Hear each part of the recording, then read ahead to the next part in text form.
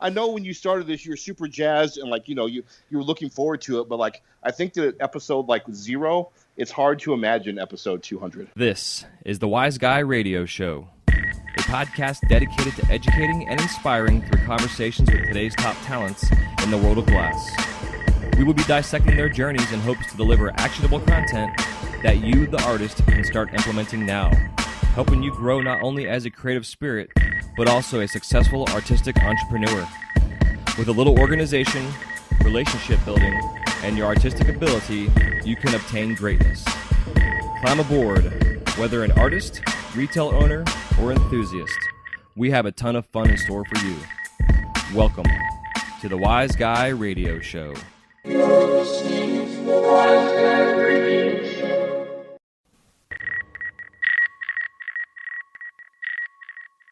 This episode of the Wise Guy Radio Show is brought to you by Mountain Glass Arts. For the month of September 2018, Mountain Glass is offering their Boros sale. You can get North Star first quality rods for 30% off. No coupon code needed, and the sale does not include sample packs and does not combine with any other discounts, does not apply to cadmium colors, Illuminati, Lucy, Absinthe, Nova, Gemini, or reserve batch items. And for all you beautiful soft glass nerds, they have their Creations is Messy sale. You can get 40% off glass from Creations is Messy. All you have to do is put in the coupon code MESSY at checkout to receive your discount. And also don't forget to check out all their kiln and torch sales. And for anybody out there that does demonstrations, they are now offering a disposable Didemium glasses pair thingy for your guests to use when they're watching you work. These are not designed for long-term usage, but they are designed to help protect the eyes of the guests that are watching you. I know I'm going to be getting my hands on these as they are only $4 a piece. And would be a great thing to buy when you go out and do demonstrations. Even just to have at the house when you have friends stop by and, what have you. And that way you're not worried about your glasses getting broken or taken. So for any other questions, comments, or concerns, go check out our friends at mountainglass.com. That's mountainglass.com.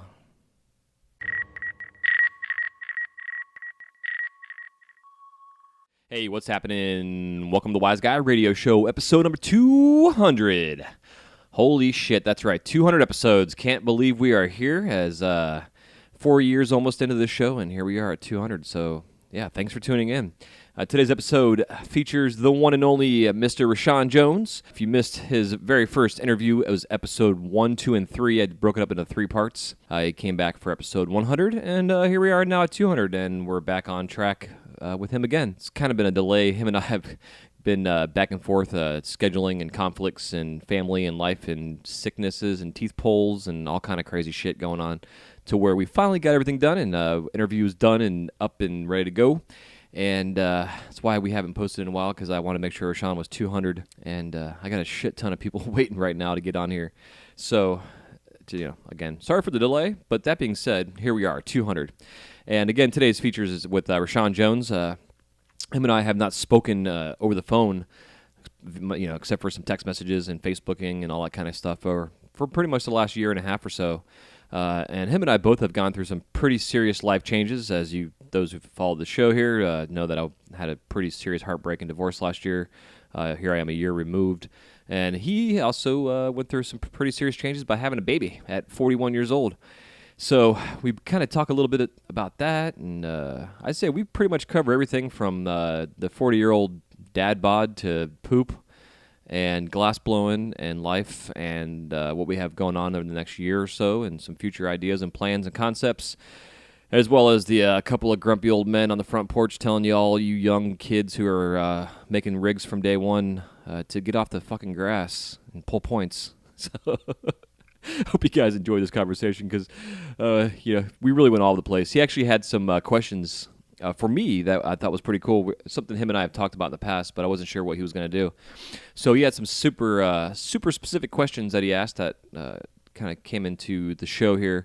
And I guess he had a lot more questions, but I was able to cover those questions as we went through the conversation. So it's pretty cool. I like the idea of having kind of the tables turned in a sense and having the questions directed towards me. But I do have to start off before I start rambling here to thank.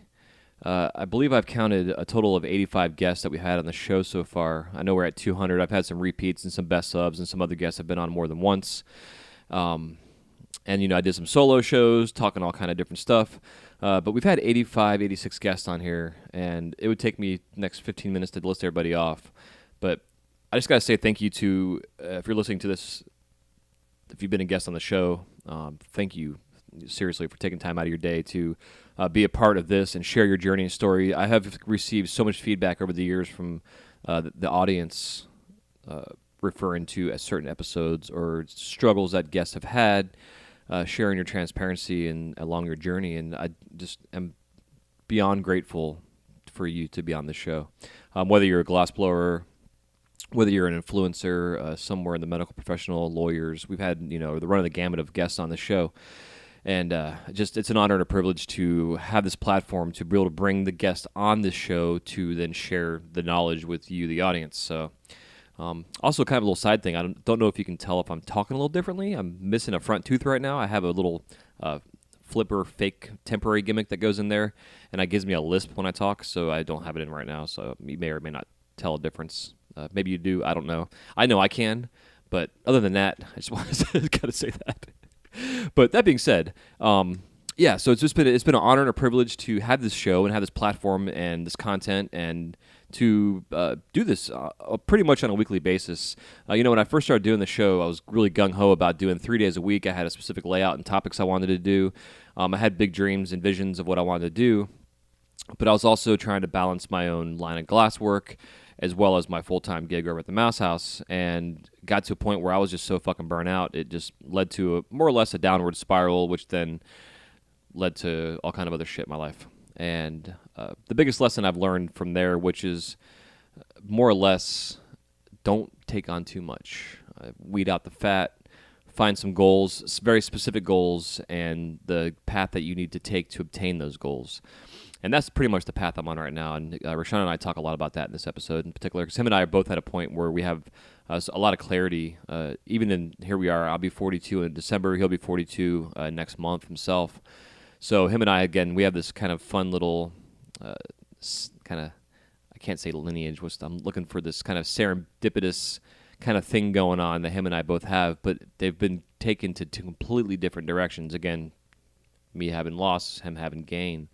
But as humans and adults and as we grow, all these experiences we go through make us better and who we are as we grow and learn from experiences, whether they're good or bad. So that's pretty much what my takeaway has been, is just to not take on too much and know when to say no, really is what it comes down to.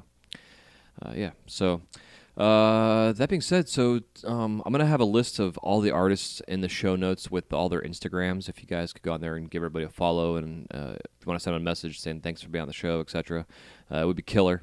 One of the things I am going to be focusing on a lot this next year is the show, the content coming into the show, the video work, our Patreon page. I mean, you name it. There's a lot of stuff right now that in the works. And the only reason I've been able to take my energy and focus it on this specific task is because of the fact that I've stopped making pipes for a while. So my focus on my glass, on the torch, and at home is really going to be focused specifically on this content that I want to create for the show. And a lot of content I've already had created. A lot of the stuff we're actually going to be redoing. My buddy Mark, who's our engraver over where I work at Disney, he has a background in production and video work, so he's going to be helping me get all the video content done in a professional manner. And it's also something he's passionate about within in his world of what he does in the glass world, but he's also passionate about the video work and production. So that being said, I'm pretty stoked to have him on board. As him and I, this is the first of many ventures him and I have kind of planned for the future, which pertain to everything going on with this podcast. So pretty excited about that. So stay tuned as we continue to grow and expand. And do want to thank a couple of our contributing listeners we have that I call my wise asses on our Patreon page. They now have access to the videos and stuff I have on there. And every week I'll be putting up new stuff, new tutorials, kind of some teasers for the online courses, some simple, just introductory lamp working techniques, just a lot of fun stuff. But it's stuff that is going to be exclusive specifically for the Patreon page. For all of our wise asses. And there's 3 different levels I have in there. There's a $1 a month, $5, and $10, and then it goes from there, depending on what you want to contribute to the show. But literally for $120 a year, you're going to have access to a shit ton of content that's going to help you as a glass artist understand the medium that you're working with some basic tutorials and techniques and concepts and things that are really good for fundamental technique and creating good habits as you grow as an artist. And even if you're already an established artist, there's some things that you may see that you didn't think about, different perspectives on some techniques and what have you. So it's a lot of fun, and I'm super pumped about where things are going. And this have a shit ton of clarity, which is the first time I've had this amount of clarity in my brain and in my life in probably the last decade. So it's pretty cool shit.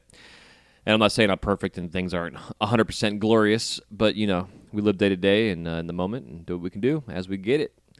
So that being said, if you want to become a Patreon member and a sponsor and help support this podcast, you can go to patreon.com/WiseGuyRadio, and you'll see there we have 3 different tiers. And you can sign up for one. You can help out at $12 a year if you want, or you can do it at the $60 a year or the $120 a year. It's all set up monthly, so it depends on what you want to do. But every little penny is very helpful. It's going to allow me to travel to events and shows and other studios, again, to continue to grow the show and get content, whether it's video work, podcast episodes, you name it. And it's going to be pretty fucking awesome. I can't believe we're at episode 200. It's crazy. So see what else is going on here. I don't know. There's been so much in the last 4 years. I mean, really, I could sit here for the next 3 hours and just ramble about all the growth and changes we've had between all the new color, the glass competitions, like Tournament of Fire that's going on, which is getting ready to ramp up and start session 3, which will then lead to the Grandmaster Finals, which we have some fun things in the works for that. Just again, it's amazing all the changes and growth and things that have happened for the better. There's been a huge influx of glassblowers, maybe a little bit of an oversaturation. I don't know. That time will tell as this economy kind of weeds out the weak and brings the cream to the top, in a sense, as they like to say. So, yeah, I mean, I really don't know what else to say about it, but it's just an exciting time to be a glass artist and to be in this industry. Whether you're a functional glassblower or you're a non-functional glassblower, I think, well, really all art's functional, whether it makes you smile or you use it to smoke out of. But that being said, it's a pretty cool time to be in this world of glass and as a medium. Whether you're an enthusiast or an actual artist behind the torch or in the hot shop working on the furnaces, doing your thing. It's pretty awesome stuff. So that being said, I'm going to keep rambling. So I'm going to wrap this up here because I do talk a little bit at the end of this after Rashan and I got off the phone. So if you could also help us out by leaving a review on whatever podcast catcher that you use. The podcast is now officially on Spotify, which I'm pretty stoked about. I don't know what the hell took me so long. I kept going to their website to get the show loaded. And I just get sidetracked and shit just never got up. So it's up there. So if you have Spotify, you can listen to this on Spotify, iHeartRadio, Stitcher, iTunes, any podcast catcher you have out there. If you can leave us, whether it's a 5-star, 4-star, 3-star, however you feel the show needs, as well as a written review. It just helps those particular platforms help the show grow in terms of the ratings and the levels of being able to be seen. And it exposes this industry to the world outside of those who listen now and who know about it. So, yeah, there you go. And I've got some good things, works going on with our newsletters. Again, now that I have, I'm not going to say a ton of free time, but now that I have time dedicated and focused specifically to this content that I'm creating for the show, our newsletters are going to be coming up once a week. I'm going to be talking about our mastermind groups coming up. I've had some people reaching out for that. So just a lot of fun things coming up. Things are going to be getting scheduled out. And as I mentioned earlier, there is a buttload of guests that I have lined up to come on the show for this next chapter of the podcast. So stay tuned for that. And until next time, again, thank you so much, everybody who has listened to the show, downloaded, responded, sent me emails, text messages, Facebook messages, Instagram messages, talked to me in person. Just thank you from the bottom of my heart for all the support and the love that I've received for doing this show. It's an honor and a pleasure to have a voice in this industry and to give you a voice if you've been on the show, but also to give you a voice, and I guess to talk to your friends. Maybe things come up that we've talked about in the show that gives you a chance to have some clarity in your life and to be able to discuss openly and transparently about things that you're dealing with in your life due to influence from the show. So, yeah, Love you so much. Enjoy this episode with Rashan Jones, episode 200. If I had a sound effect for a little air horn or some kind of, burr, burr, or some kind of shit, I would play that. But, this ain't the Monday morning drive to work zoo crew. This is a fucking Wise Guy radio show. So y'all enjoy episode 200. Thank you again. We'll talk to you next time. Enjoy. Peace.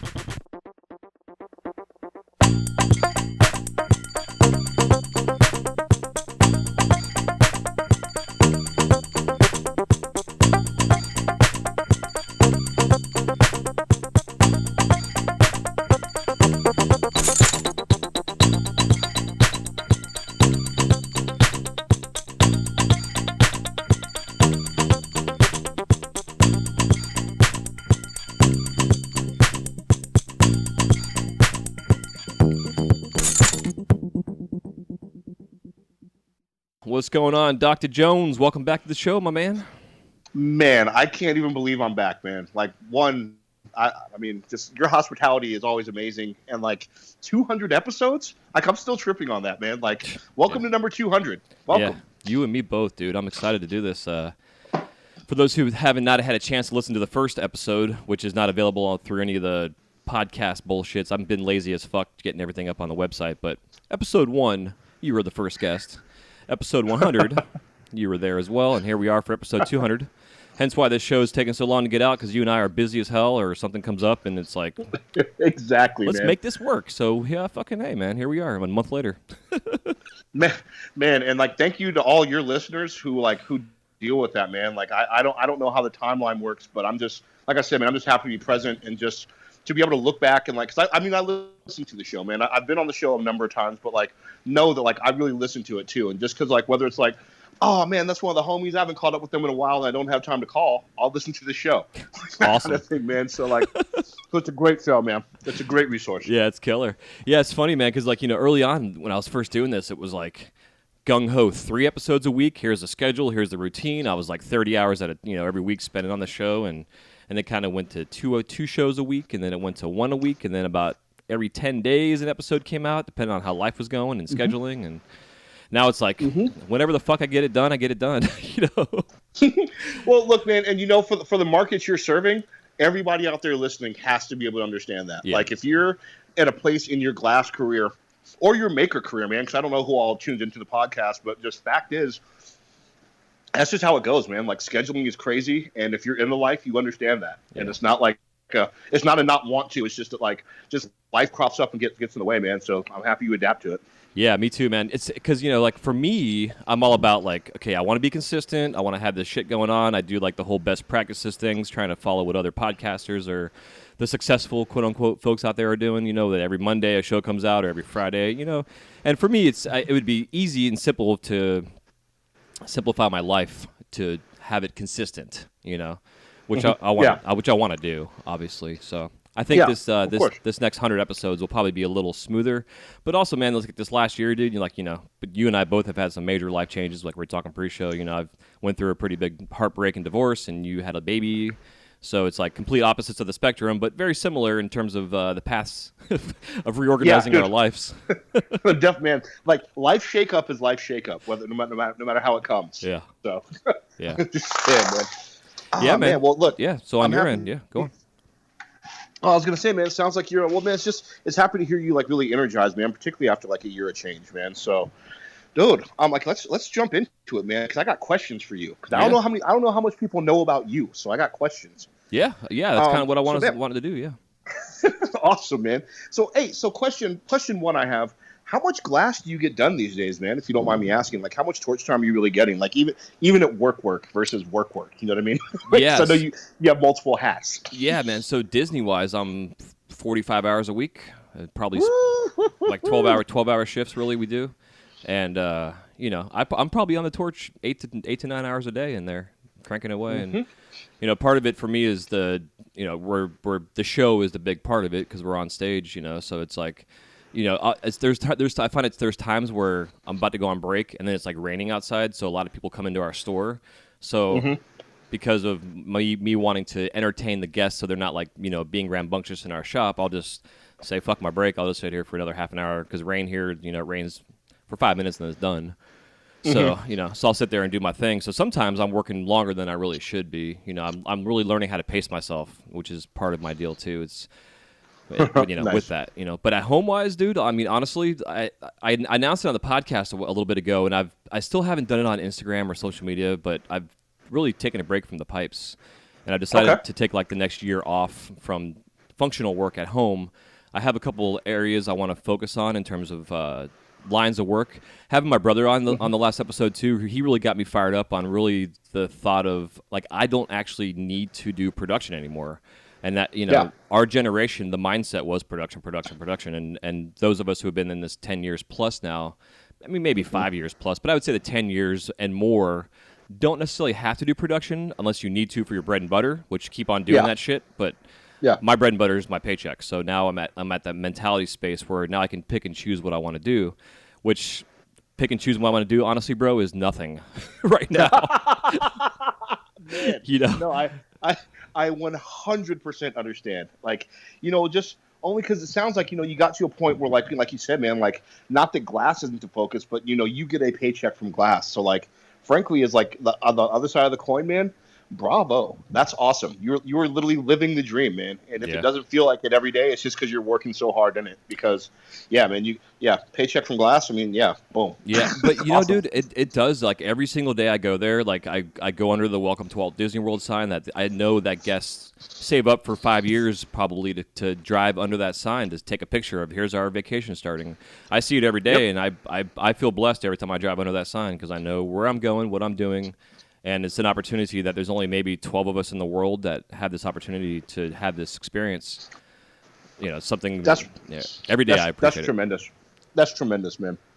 Because when you're out in public, you hear people are like, oh, you're so talented, or you're they blow a lot of smoke up your ass, and some people just kind of blow it off. But for me personally, I mean, I take it all to heart. Every time someone says something nice, compliment, it's my response is very genuine. Oh yeah, no, and that like. I still remember my very first feeling like a customer, not even like buying something, but like my Fisher Price first art show back in like 2005, just a customer that wanted to talk to me about my work. And I'm like, you want to talk to me about something I made? And like, I never lost that feeling, man. I think that's what's kind of always pushed me and kept me in the same zone as far as like just the gratitude is because I'm always so thankful no matter what, like even 18 years in, like, hey, thanks for giving a fuck about what I made. I appreciate that, y'all. Yeah, it's that's huge. an awesome feeling. And whether they're showing their appreciation with dollar signs or just a round of applause or a pat on the back, it doesn't matter, man. It's all the same to me. Yeah.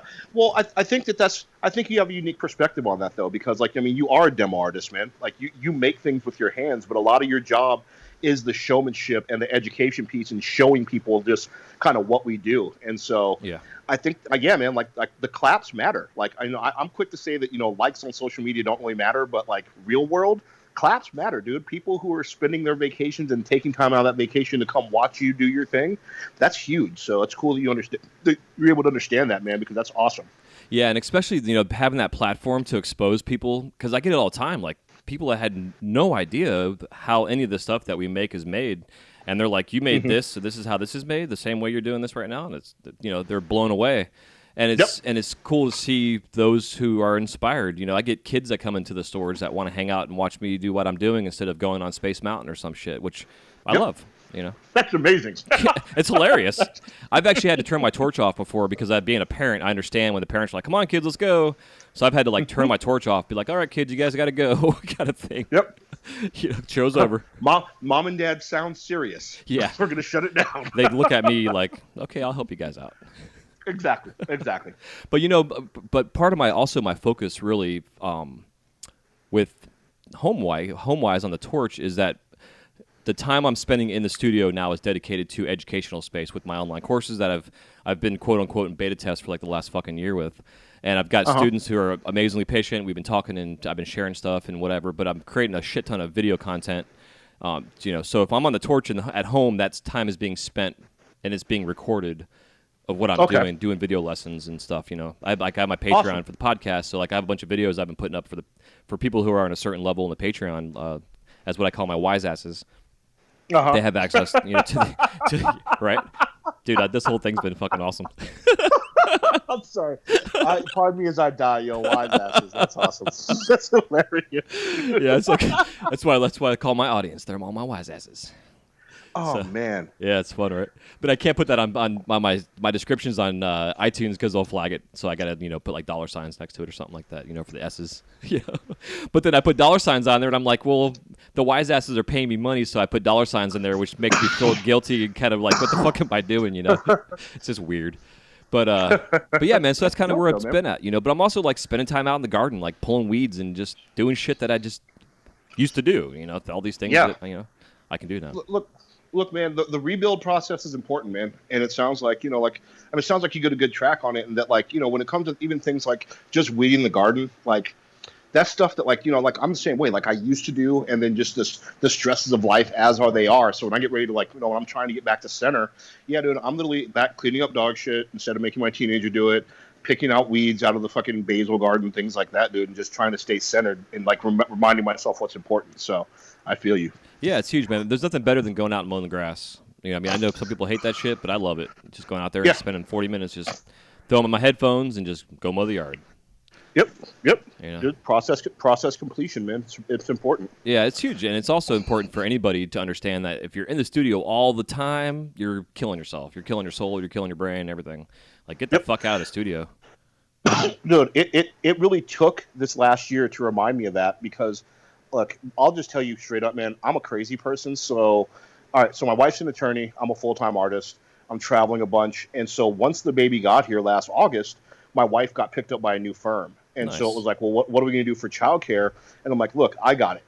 And so my whole plan was to get up every single morning, 6 or 7, knock out breakfast for the family. She goes to work. I hang out with the boys all day. And then when she gets home at 5, I cook dinner. And I'm in the studio from like 7 till midnight. Then we do it again.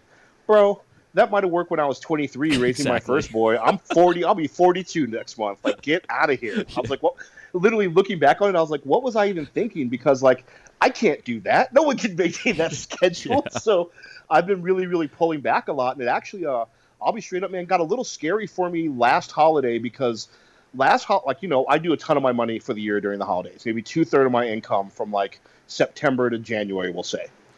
And that last year was the first year that I had to like really be like, no, I can't do that, or no, I'm not doing that show. No, I can't, just because frankly, I didn't have time to serve the customers, and I was really beating myself up like, the business was failing. I can't even meet holiday orders. What kind of flame worker am I? And I'm like, I had to take a deep breath back, man, because like frankly, we signed a new lease on the studio back in November, so almost a year ago, and I almost didn't sign it. I was like, well, I'll just pull back. I'll go to the house. We'll shut this down and just, we'll restart in a couple years when Henry's older.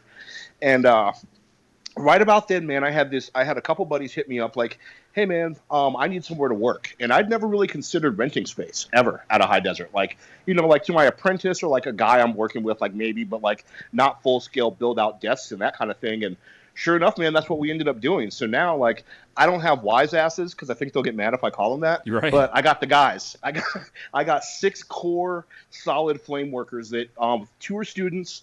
So they're there maybe part-time, but I got 2 or 3 like dedicated full-time guys. So basically, man, my shop experience these days is just management. Like if there's a personnel conflict, like someone took someone's red, I'm on that. Or like, I'm down there 3 mornings a week just shaking the doer and checking propane because that's all included. But like that's been a lot of my last year, and really only in the last month or so have I been back on the torch really. So it's been yeah, man, I feel you as far as like just the weirdness of pulling back because I was trying to be comfortable with the fact that I am a full-time artisan, just not right now. Like It's okay if I take this time off for me because if I don't, I'm not going to make it. Yeah, it's so important, dude. Like, and for myself, like, going through what experience I went through, like I'm driving down I-4 fucking, leaving a city that I lived in for 41 years, literally, grew up in. Like I missed the smell of the ocean, kind of deal. Which is why with my kids being in St. Pete, I can get back there and get my ocean fix. Except right now it's fucking red tide, so I'm not going to be breathing that shit in. But other than that, I miss it. But like I'm driving here to Orlando, tears pouring down my face, like in kind of like a sadness and joy, kind of all this just like overwhelming emotions. I'm moving somewhere new, moving into a place with a person who I've only gotten to really know a little bit, kinda. And then I'm here. I settle in. Fucking Hurricane Irma comes through. My roommate and I were out of power for 10 days. So her and I got to really get to know each other on Oh yeah. really good level. Oh yeah. Oh yeah. And here I am, pretty much a year later. I had the house to myself. I'm Airbnb-ing out half the house, which I love hosting people. I love having parties.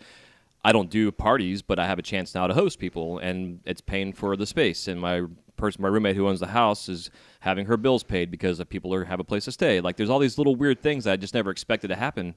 But all these things, like, I had to really get here, and I had to cut literally everything out of my life. Like, I just did a complete reset. My fitness, everything. And I was just little by little just started adding the important things back into it. And if it didn't feel right, then I didn't go that direction. You know what I mean? Where now I feel like I'm not overwhelmed. I'm not juggling all these plates like I've done in the past. Because you and me both, dude. We're type A personalities. We want to fucking run the universe with, all of our two hands that we have. Dude, I don't just want to run it. I want to run it, and I'd rather not have help. Yeah, it's like, what do you mean delegate? You know what I mean? So I feel you, man. Yeah. So in the delegation aspect, I've been seeing this chick now for a while, and she's super awesome. She's very organized. Like her work schedule is on my calendar, where my work schedule is not on my calendar. You know what I mean? So I'm like, hey, hon, if you want some more time with me, here's some areas of my life within the podcast here, especially that I need help in. So she's going to start helping me do things like contacting the guests to get on the show. I got 15 people that are waiting for me to contact, and hey, let's get you scheduled. Now, part of it is because I've been waiting to get 200 done, which we are now recording. And it's an excuse because I could have already had all these other interviews waiting, recorded, and done, and we could have done ours, and then we could have posted it, and theirs could have gotten posted, whatever. But that being said, I'm learning now how to delegate properly in the areas that I actually need the help in, Some areas you think you need help in, really you just need to get that shit out of your life, is what it comes down to it. Yep. So. Man, the get that shit out of your life is, that resonates. Only because that's really what this year has been about for me, man. Like I said, man, I know we're both on opposite ends of the spectrum as far as your heartbreak versus the birth of the baby, but ultimately, a lot of it is the same conflict and same boiling it down to what do I really actually need to survive and what's benefiting my life and what isn't. Yeah, exactly. And simplifying it. Exactly. Oh man, all right. So So question number 2. See, I'm still on question 2, man. I'm ready. Yeah, dude. Me too. All right. What is your most fun thing to make at work? Is that a fair question? I'm sure you got to answer this 9 times a day, but I'm just curious. Is there a particular figurine you like doing, or do you like teaching more? Or what's the one thing that still gets you energized when you are on the torch? Well, my default answer is always just the fact that I can be there and do what I do and paid for it as a childhood experience. I've always wanted to work for Disney as an artist. So, the glass experience, glass was never even a thought. I never even knew I could do it for a living. I figured I'd draw or paint or something for Disney, but here I am making characters in glass. So early on, it was really just everything I could make. Now that I'm doing characters and stuff, the character work has been awesome. With Olaf being the first, but now I've been making this Figment dude, and Figment has honestly so far in my entire glass career has been the most frustrating and learning thing I've actually picked up. And I got a chance to actually work with somebody on this piece, and a couple small little nuances that Joe Brubaker is one of our. This guy's a master sculptor. I mean, you see his work. He's doing these characters that are 14 inches tall. They probably weigh 5 pounds, and and they're all fucking identical, and they look like they're a mold made. It's crazy. But he showed me a couple little small specific lamp working techniques that I was never shown being self-taught, and these little small details completely changed my entire perspective on how I view my work now. To a point where I've gone back through all my shit that I've made. I have 25 items that I've done, I should say. Now I have maybe 12 on my list. I've literally gone back through every single one of them, including all my characters, and revised and cleaned everything up. And awesome. It's really weird when one little thing like that just changes your whole entire perspective on it. And for me, it's all about cleanliness. It's about integrity in your work. Not even just the show, but just those two little small things were game changers for me. And having somebody, we have an art director with our company now, which is also new for us. We've had within myself, outside of myself, within our company, we've had a lot of growth, a lot of changes going on, a lot of awesome, amazing things for a company who's been around with Disney for 50 years. Things are evolving and changing. So we have a new art director, and our art director, her mentor is the guy we go to for all of our character integrity at Disney for Disney animation approval. So it doesn't even leave her desk unless it's 110%. So I literally went through 6 months and 12 revisions of this character until finally she's he's ready to go to Disney.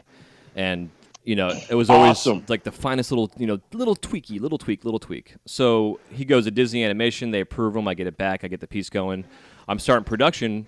Now I'm learning a new character for one, because when you do something new, it's all about repetition, learning muscle memory, the steps, blah blah blah. A piece that takes 3.5 hours, if you need to make 50 of them to get muscle memory done, do the math. It's like a shit ton of fucking time to really get this piece down. So, like, I got to a point where I'm not only learning this new character, but I'm also running a GTT, which is something new for me. I've been running a Carlisle for the last almost 20 years. So, Okay, so you switched up. All right. Yes. Which GTT are you on? Which one are you on? It's the Mirage, I guess. It's the bigger Okay, cool. one. Yeah. The not the Phantom, but then the not the Delta Mag. Yeah, the Mirage. That's a great burner, man. I ran that for about 10 years. I love that torch. Yeah, it's great. But what I was having problems with is because it was new for me, I was running it too hot and I was getting DVIT. So, like, literally, like, the first dozen characters I made that were 3.5 hour pieces, I went through, like, I was able to salvage 6 of them, having to remove the DVIT, wipe it away, rebuild the piece, blah, blah, blah. So I just, like, I did what I wasn't sure if it was me or if it was what was going on. And then I went back to after working, because basically, kind of back up, part of our restructuring is every other Friday we now get warehouse time, so we can go to our warehouse, work with each other, try new shit, experiment, whatever. So after my warehouse day of fixing these guys, realizing maybe what the issue was, not really sure, I went back to the studio, went back to on stage to the store, made my figments, had the same fucking issue. I'm like, what's going on? And then I realized it was the torch. So I removed it. I put it's a Bethlehem. It's not a tiger shark. Maybe it is a tiger shark. I don't know. Either way, getting on that torch. It changed everything. It went back to where I was. Like, I understood the glass again. No DVIT issues. None of that shit. You know what I mean? Because, like, to me, like, the Carlisle was like a nice gradual heat. The Bethlehem's a nice gradual heat. The GTT's like solid as soup. No in between. So I had to. Dude, I'm only happy to hear you address that, just because, like, as you know, as an OG, like, as a veteran in the game, man, like, that GTT learning curve is serious business, man. Like, if you're just not used to running it, I've always compared it to, like, it gets the glass hot in such a different and unique way. So, like, I always felt like my Nortels are like my regular oven. The Carlisle's like a convection oven. GTT's like a microwave, man. Yeah. That shit just bloop quick. So yeah, it's like cutting butter with a lightsaber. It's like it's fucking done, and it melts everything. So now that I figured that shit out, dude, because it was completely defeating, dude. I mean, not to mention I had just had 6 months of development on a piece of saying, no, this is not right. No, this is not right, over and over and over, which I appreciated, because I take that kind of, feedback, not to heart. I just take it to as an artist. Like, thank you, you're making me a better artist. But then it was like I was having these fucking issues. Like, I've been melting glass for so long. I never have had DVIT issues, and all of a sudden I'm having DVIT. So I'm back on the GTT. Like, it's not me. It's not me. It's the torch. Yeah. No. That's what it became. But it was kind of me too, because it was, it was like going from driving a stick shift to a manual back to a stick shift again. It was weird. So that being said, but I guess in the long answer of all this, to summarize what my favorite things to do are really things I get to make for guests that have some kind of significance to memorialize a lost loved one or something of that nature. And I've had a lot of moments, like what we call magical moments, with guests that they've actually created for me. Like, our goal is to create the magical moments for the guests, but I've had them create them for me. Where, like, even just recently, about 3 weeks ago, I had a family come in and they were asking me to make a custom piece for them, and my minimum for custom work is $50, no matter how big or small it is, because of time wise. And all they wanted was this purple teardrop, and I'm like, it's going to take me 3 minutes. I can't charge you $50. And, like, the entire family was there. It was like 10 people. And they, the husband, the dad that was there, the older gentleman in the family, the patriarch, if you want to call him, started to explain to me that what they wanted was a purple teardrop to symbolize his wife, who he had just lost the previous week, that they've been married for 20 years. And it was actually 19 years. They were getting ready to celebrate their 20th anniversary, and she passed away before that, Man. And purple was like a significant color to her. So, he's telling me the story, and I'm like, my heart's like, in his hand, basically. And I'm like, I counted the whole family. I'm like, how about I do for $50? I'll make everybody one. And I'll make a couple extras in case there's any fuck-ups. So they sat there and watched me make like 8 of 10 of them. And after they all burnt their eyes out of their head, they went away for a bit. And then they came back. And they're like, well, we have something for you. And I'm like, what do you mean you got something for me? So they gave me this little silk orchid flower that was a purple flower, and it had a little piece of paper attached to it that had like a little story about the woman, about how much she loved people in general and Disney and the color purple and what it meant to her and the happiness and joy. And they were randomly handing these out to people, just randomly people out, even around just guests in general. They were just like, hey, we wanted to share this with you. So one of the granddaughter read me the little thing on there and gave it to me, and then they gave me a little button, like a little like Disney pins that people collect, and it was this little gingerbread man. And I guess one of her favorite things at Christmas time was to make gingerbread man with the family. So like, you know, I mean, dude, it was such a awesome, for me, just the gratitude I had to have that experience, to give them that experience, and then everything was, you know, it's like these. I have a bond with this family forever when it comes down to it. You know what I mean? It was incredible. So those little kind of things are, for me personally, what I appreciate and enjoy the most. Well, man, and what you touched on, like, just so perfectly, man. It's just one of the greatest things about our medium is just the intimacy, as it were. Like, just, you know, you call a magical moment indeed. Dude, like, I was literally hanging on every word, like, oh my God, the purple flower, there was a story. Like, dude, like just that level of being able to connect with people is so important, particularly now, man. Like, you know, I don't want to get too deep into like, oh, the state of the world, but like, fact is, man, like, everyone is looking for ways to connect with other people. Everyone feels a little bit isolated right now. So like, the fact that they can make that moment for you, and you're just like, just trying to be cool, like, I just don't want to charge you $50 for a teardrop, turns into like such a true magical moment, man. Like, that's glass, man. Like, that's why I do it. I assume that's why you do it. That's beautiful. Yeah, that's amazing. Yeah, it's pretty awesome. And I think, man, you know, just in general, why I do what I do, no matter what I'm doing, whether it's this podcast or just walking down the street, you know. Yep. Just the connections we make.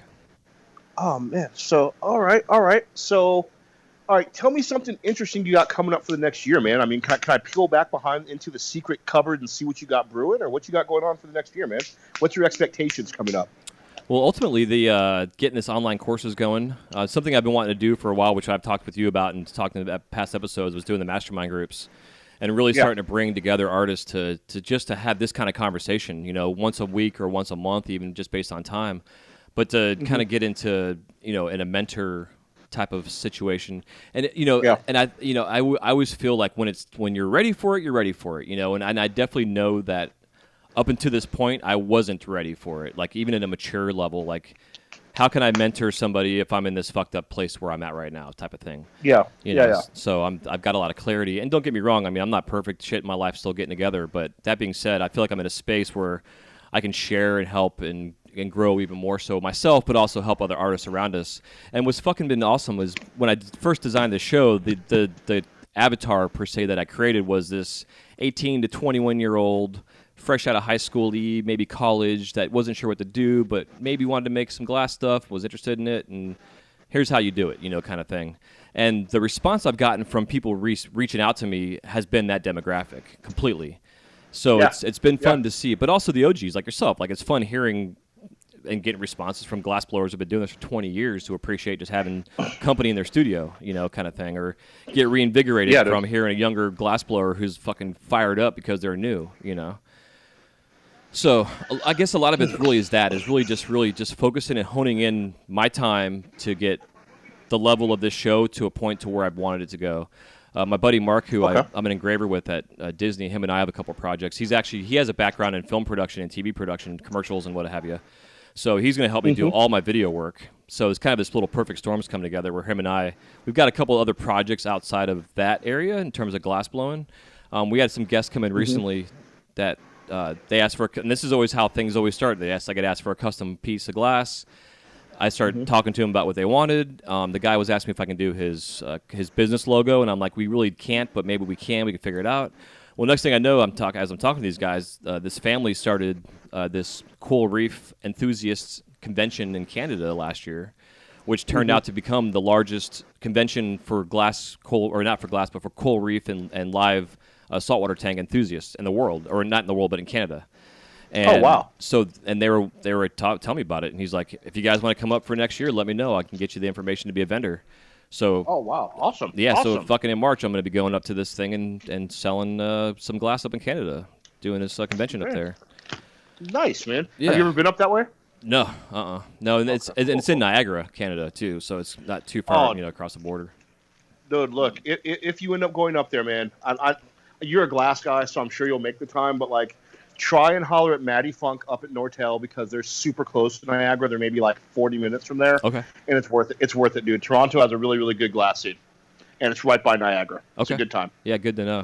Yeah, I'm going to talk. I got to talk to my accountant about the whole how I should go about selling my wares up there in a sense, and the just the taxes you got to pay and whatever. Yeah. Because like the guy that hosts the thing, he's like, dude, if you want to just send all your shit to me, we'll just bring it to the show. Because I guess it's set up for basically you show up, they have a table, they've got a curtain set up like the whole 9 yards, so there's no issues. You just show up and you sell your shit.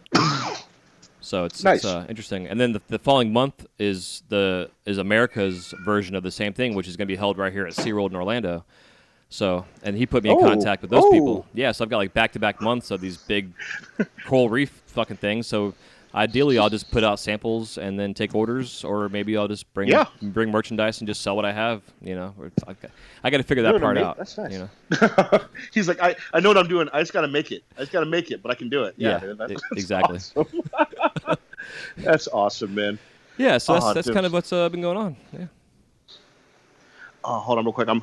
I'm looking at how long we've been on the phone only because my teenager just knocked on the door and I was wondering how long that was going to take. I was like, Dad's doing really important recording stuff, so don't come up here. Or maybe a little bit. Okay. Yeah, we got 40 minutes in. Dude. Oh, man. Well, dude, that's exciting, man. Just to hear you opening up other avenues for just doing the stuff you really enjoy doing. I don't know, man. After traveling so long, I taught a class out in Penland with Roger Paramore, and back in October. And it was so weird because that's something I'd always wanted to do, like glass-wise. It's like, just go there. So just the fact that I could TA and do a little bit of instructing out there was just like an absolute mind trip. Yeah. And then afterwards, man, I quietly came home and, like I said, like locked up my studio and didn't even touch glass for like 60 days. It was so weird. Huh. And so now I'm like I said, man, like just trying to find new opportunities and just like I'm not going to be traveling as much, so I'm mostly just looking for things to do here at home. And so that's been a little weird for me because I'm so used to thinking like not bigger than Albuquerque, as it were, but just doing other things. Like I live here, but I work other places. It's kind of always been the way it's worked out. And so now that I'm actually working here, it's a little bit interesting, but I'm enjoying it. Well, it's what I find is interesting right now in our the glass industry in general is that people that the artists that have been doing it for as long as you and I have are really gearing up in the educational space. Those that can, and it seems like financially wise, they're making more money teaching than they are actually creating product lines, which I think is pretty awesome. And it's I think that's 100% true. It's not the opportunity is there for those that want to jump into that space. It's just understanding how to get to that point because you're seeing like through social media and stuff. All these different variations of production companies that are coming into our scenes that are doing a lot of video work nowadays or, these webinars and what have you. So I guess we're all trying to find our new niche in a sense within this, a niche within a niche within a niche. Yeah, exactly. It's kind of crazy. I mean, it's this, like, because I'm of two minds, man, because like right now, do I think that there are too many flame workers at a ground level for it to be sustainable and everybody kind of succeed? No, I do not. But at the same time, while you're here, man, if I can be of any use to a flame worker, then I want to be that. Like, man, like I love teaching. I love instructing. Mm-hmm. That aha moment when like a beginner pulls their first like proper stringer, it's amazing. Like I love that moment. So I recreate it often. And it's just, I don't know, man, just like you said, man, just that niche inside a niche, but inside another niche kind of thing. And just trying to figure out how to be the best in that space. So... Yeah, I've always liked the term like your zone of genius, like where you can take all these things that you're really, really good at and then put them in this one little entity that potentially could become highly successful if you do it the right way. Mm-hmm. It's just by executing it the right way. Because like last time we talked on the show, you were just getting ready to launch your Jones art glass homeware, line of glass and... Oh man, it has been a minute. Yeah, dude, wow. That was like that was like 2 years ago. So like, and then you were doing your children's educational stuff, through the programs that you're getting, financed through. So there's a lot of various things that you were doing, and as we all like to do, for me personally, I would love to have my studio having 10 guys out there right now cranking out production for me with a catalog I'm selling to every fucking shop in the country. Yep. But so, man, and you know what? That's the hard part. Particularly locally, a lot of people were under they labor under this delusion that like I have renters but they don't really touch my product line. Like Mhm. I have two, like my buddy Kale, dude, I've known Kale. His first class when he was 16, and homie's like 28 now. He's been kind of in and out of the game forever, and he's been back solid for the last few years. So like, if I need something done, I can holler at him. But pretty much, they all maintain their own product lines. So like, I don't just have them working on a catalog, but a lot of that though is like that's why I've been kicking myself, man. Is because they're all younger than me, they're all hungry, and a lot of them working with me is because unfortunately they think I have it all figured out just because I have like a family, and I'm like, no, that's not how it works. But I'm trying to be. I'm in a process now of just trying to be a better leader, because it starts with just one product, like one thing that we all don't mind making, and we have a huge diversity in the shop because I have three dudes who all they want to make is pipes, which is not a problem. It's just not what I make all day long. So like we don't have a whole lot to talk about work wise. You know what I mean? So I'm like, hey, do you guys want to help me make these shot glasses? Oh, no, you're making a rig. I don't want to interrupt you. Never mind. So, like, I'm trying to find a product that we can all make together as we come into the holidays. And it'll probably be hot air balloons because this is Albuquerque and whatever. It'll be hot air balloons. But, like, yeah, man, I'm actually trying to look for something in that space because, frankly, I now have enough manpower. I have enough dedicated, talented flame workers that I feel like I should be putting better things into the pipeline. And that's not just for my pockets, but to help them grow, because that's something I didn't have. I had really good mentors, but like as far as proto, man, like I learned doing production from making pipes. Like that was the deal. Yeah, so I brought that into the other areas, but like, yeah, right now I'm just trying to find ways to kind of maximize the space I'm in because, yeah, we're still doing the kids program. God bless the Jones at Home collection and everybody that has bought it for the last 2 years because I got a kid in college now and I just bought some books and that was all glass money. Thanks, guys. So awesome. But yeah, man, I mean, that's just, I'm just trying to be smarter about the space I'm in and just refine. So. Yeah, and it's fun, man, because I'll be 42 myself in December, so we're on that same midlife crisis. Yes, sir, dude. I feel like such a cliche, man. Like I got winded holding the baby while we were out for a walk because he didn't want to be in his stroller, and I was like, oh man, I'm 41. I should really. So like that day, I went back and re-signed up for the gym. That kind of thing, dude. I feel like such a cliche, but like it matters, dude. Like I got such a young person on my hands now that like. I basically have to like change my life expectancy plans because I have 18 years in between my kids. But I'm feeling healthier. I'm looking better, so that's cool. That's cool. Yeah, it's huge. Oh man! All right. So what, man? I was gonna ask you what was your favorite interview, like the entire time, but like I mean, it's obviously me, and that's fine. Oh, of course. That's why you're on always. But now, man, give me some highlights from the last few years, like show-specific stuff, man. Like what's something that you know now that you didn't know when you first started the podcast experience? Because I think a lot of people have questions about that space, and I'd love to kind of pick your brain about it. Like, what's something really, really like? Give me a couple of like your top hits of things you've learned while you've been doing that. I would say the number one biggest thing I've learned is to shut the fuck up, and learn how to listen. Because like, ooh, I'm bad at okay. Because like, yeah, dude, me too, bro. Because I'm like Mr. Interrupted midway. I'm trying to like, I assume what you're about to say, so I know what you're gonna say, so I'll just finish the sentence for you, kind of shit, Exactly. Because I know everything. Oh man, it's like talking to a mirror. I understand. Yeah. So I've had that's the biggest takeaway I've gotten from this, really, honestly, is learning how to shut the fuck up. But it's kind of funny, man, because like everything I do in life, I just do it and figure it out, like that whole build your wings on the way down kind of thing.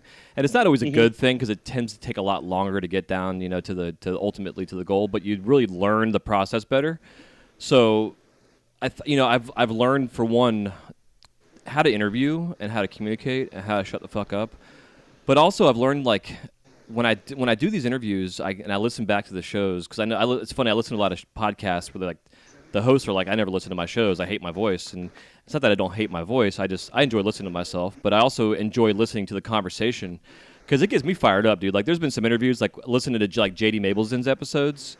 I've gotten so much response from like him because he's just like straightforward from the hip.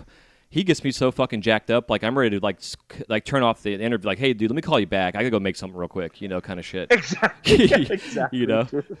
So it's I can't say any specifics. I know early on, like I had Coil on like early on, and I would say episode wise, and being the personality he is, I had a specific direction I wanted to take the show, and he was actually the one guest that really was like this isn't what this community is about. Like, because I was like trying to get like business out of him, and he's like, you can talk to my accountant about that. And I was like, in my head, I'm like, okay, what do I say next? Kind of thing. And it really made me aware of kind of the way I wanted to steer the direction of this show, but also like kind of the direction of where this industry was going early on, like 4 years ago. And you look at where Coyle is now compared to where he was even then. He's in a similar space, but he's also in a completely different space in terms of his career. And I guess we all are in a sense too. But he was a big, because you were the first interview, and then I listened back to the show, and I'm like, fuck, I've been doing this forever, even though it was the first one. And then I had Coyle on, and the Coyle was like the wake up call, like, okay, I got to make sure that I definitely have some kind of real direction, but I got to be able to evolve and pivot. Yeah. And then it got into, trying to figure out the format and how I wanted to do things. But, I think just overall in general, it's given me a chance to kind of to just meet artists that I've been wanting to meet, even if it's just through the phone and develop relationships. And I still talk to a lot of guests that I've had on the show. It may be once every couple months, or so, like you and I, I'll hit you up every once in a while saying, hey, dude, how are you? Yeah. Yeah, dude. Because we're actually friends. You know what I mean? Like, we damn sure can't get together. Like, I wish we could, but like, no, man, I definitely like beyond like just, being coworkers and colleagues, like the intimacy of the medium, the shared understanding, and then your show. Like, yeah, man, I very much consider you a friend. And just because like you're willing to come out week after week, and you ask questions, you ask great questions, and you get to the heart of these issues, but like you also reveal a little bit of yourself. And so like as someone who's been on the show, it's one thing for me to do it for a few hours when I'm talking to you, but like week after week, month in and month out, you're willing to make yourself vulnerable and share what you're going through. And that's huge. Like you're one of the strongest flame workers I know, just because you have the job you have. So it's super, super public. And then in your spare time, you bare your soul and your insecurities on the radio. So like, that's huge, man. I really, really admire you. Oh, thanks. Yeah. And it's something that's unique for me too. I've had to learn how to, I guess it's kind of weird, man. It's like the whole like dance like nobody's watching kind of thing. And so when when I'm doing these solo shows, in a sense, it's just me and the microphone, and I know that there's people listening on the other side eventually, but immediately it's the being transparent, and it's and sharing our mistakes, because all of us artists, we all have got our flaws. Humans in general have our flaws, but artists in particular, we have a shit ton of fucking issues. Whether it's emotional, mental, financial, whatever it is. So I've had them all. I've dealt with all of them. So I'm now sharing how I've dealt with them and the ones I'm still going through. And if it helps people, it helps people. Even sharing my suicide attempt on here. I never thought in a million fucking years I would tell anybody outside of my family about that. And then I shared it with thousands of people around the world. Yeah, and well, that's what I'm talking about, man. Just the raw vulnerability. And like even just the stuff you're going through now as far as like change of life, like, man, it's one thing to share that, but when you do, man, like you do it in a way that like just it's empowering, man, because literally everyone goes through it, man. Like even you and I have touched on suicide just like I think lightly on the first episode. Just some of my struggles as far as like my son's mother. Yeah, man, like I've been there. Like when I see things online about people like if you've ever really been there, in the darkness, and I'm like no, like I've been there, and I never thought like same thing. Well, I never thought I would talk to anyone outside my family about that. And now, like, I find that it does do good because for whatever reason, people, once you get to a certain level in this game, it just by staying in it, people look up to you and they want to know, like, what are the secrets for longevity? Yeah. And that kind of thing. And it's like just being honest and genuine with yourself and accepting that, like, no matter how flawless the work is or the process may look in a demo, like, we're all just people and, like, just going through all the same kinds of shit, man. So, again, just hats off to you, man, for just starting this process and just building this platform because it has interconnected a lot of us, and that's huge. Yeah, fuck yeah, I appreciate that, man. It's been a good therapy session for me too, doing it. We all have our therapy sessions on the Torch, but then to be able to have one here. Yeah, no, totally, dude. Like, man, even on that, like, since I wasn't working, I literally started back seeing a therapist again, which is actually my therapist, the one that was like, you know what, like, I can help you, but, like, it really sounds like you really just need to blow some fucking glass. So I went home. So, like, seriously, because I just literally, like, I was coming with all these different issues, and, my therapist was like, well, in the past, how have you gotten through that? And I'm like, I don't know, man. I hop on the Torch and I fucking cry and, like, figure my shit out. And, like, And like literally my therapist was like, yeah, like cool seeing me, but like you should go do that. You should get your shit together. So like, yeah, man, it's a process, and I'm thankful to have strong people like you in it because yeah, then I don't feel like a weirdo when I'm going through it. Yeah, So dude. again, thanks, bro. Oh yeah, man. Yeah, been there, done that, brother. Not be able to see Yeah. through your glasses because your fucking eyes are Yep. all full of tears. Yep. Dude, I was telling the shop guys that because, like, they are younger. And so when I'm talking to them, I'm like, yeah, dude, like, I use glass, like, as an emotional release. And so they know now that, like, if I come down there, like, on a random afternoon, like, it's not a matter of expecting me. No one knows when I'm coming in anymore. Right. But I'll just pop up. And if I'm there to, like, blow glass and, like, I figured out how to not have either child during daylight hours, just leave me alone. Like, if I'm in my headphones and you see me looking tense, like, I'm good because I'm in my happy place. You don't even have to check on me. Like, don't come interrupt me. Like, I'm good. I'm here. Yeah, you know what I man. mean? So, Yeah, it's so important. oh man, yeah, dude, definitely. Okay, man. So coming up, like, pretty much, I imagine the show's just going to continue on in this fine, fabulous fashion, man. Yeah. Are there any what artists are you still missing? Do you think, man? Oh. If I may ask that. Like, I mean, I know there's thousands. Yeah. So, Yeah, and what's been interesting with this is trying to find the direction that I wanted to go in, because like, being a piper at heart, I really wanted to focus on glass in general, and it's turned into, pipe makers a lot of what I bring on. But I'm also very particular with who I bring on pipe maker wise. I love bringing on the new guys. I've had a lot of new artists on, which has been a lot of fun. I mean, even guys that and gals that have been doing this for maybe 6 months or so. But overall, bringing in different genres and glass artists in here, even like Mike Souza, like dude's got fucking a wealth full of knowledge. He just loves to teach and share, So like Mike Souza, I'll interject just to say that Mike Souza is one of those dudes that like I wouldn't know if not for the internet, but like he's on like read first status. If that man posts about his breakfast, it shows up in my feed first because he's always posting such amazing stuff, man. I love everything he does. Yeah, dude. Well, he's like, what is that, a flux capacitor? That's amazing. What are you, time traveling? That's fucking cool. So, but yeah, dude. Yeah, I'm sure he does. But Awesome. I want to bring on some. I would love to get like some older, like Santini or somebody big out there who's a maestro that's been doing this for fucking 80 years, kind of stuff, just to pick their brains, and kind of talk about their struggles and what they've gone through and being now in the current times of where our scene is in the world of glass. Because dude, there's things being made right now in the hot shop that I don't think anybody ever in the history of glass would have ever thought would be fucking possible. I mean, it's fucking crazy seeing some of the shit being made right nowadays. It's just. There's been times I wanted to hang my torch up. I'm like, dude, I'm fucking tapping out. I'm just gonna sit here on Instagram all day and just look at this shit. Fuck making it. So I guess kind of like that kind of area is where I want to start bringing people on. In the pipe world, there's a shit ton of people I still want to hit up. I would still love to get like Marcel Braun on, the Jason Lees of the world. The Deppies, like all the the older guys. Snodgrass is obviously one of them. But then like to bring on like a Tommy Chong or some shit like that. Like somebody that's outside of the industry, but now is in a commercial sense, he's kind of in this industry, because. And I'll say has like, I mean, maybe he's never actually made a bong, but like few people have been as influential. Yeah.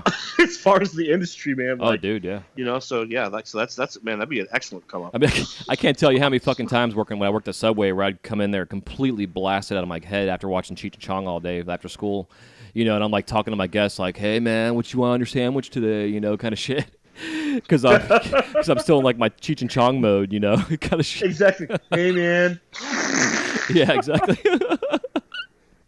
Dude, you know what, man? Like, all right, so like just like dad struggles. So I got the 18-year-old boy. I make pipes. I don't know if you heard. Like I make some pipes, and so all of a sudden, man, like, I'm pretty smart. I think I consider myself pretty smart, and I can't believe that I didn't notice when this kid started smoking. It was amazing to me. Like maybe it was probably about a year ago, and I was going through this thing where like I could never find a lighter. Like I would get to work and I wouldn't have a lighter.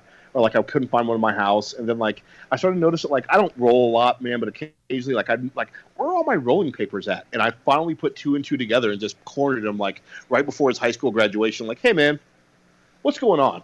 Sure enough, dude, he's telling me about just like this whole new world of like stoner culture, and like we're talking like at the end though, he's like, it's cool, man. I'm being responsible in a Cheech and Chong voice. I was like, well, some things don't change. he's like, he's like, I'm about to graduate, man, and I'm like, not as high as I want you to, not high like that. Never mind, just go to your room. All right, not your room. Leave the door open. You know what I mean? Like this weird, like I'm in this weird hypocritical place where I'm like, man, now I'm mad when my son appreciates my work. Like this kid is never like, right. I've had him in the studio since he was 5. I've always encouraged him to make pendants, hang out, but it was never really like his thing. And then all of a sudden, dude, he started hanging out in the studio and like, like I would come down to the studio and I'd be heading home and he's like, oh, I'm gonna hang out with Kale or Joey and and I'm like, all right, cool. So one of my shop guys hit me up like, your son's 18, man. Like, he's asked me to teach him how to make a pipe. And I'm like, son of a bitch. All right, yeah, go ahead. Because I'm not going to teach him, but, like, right, exactly. I'll have to talk to him. Well, it's funny. I'm trying to explain it. Yeah, because I'm in the same boat, to my dude. wife. Fuck. Yeah.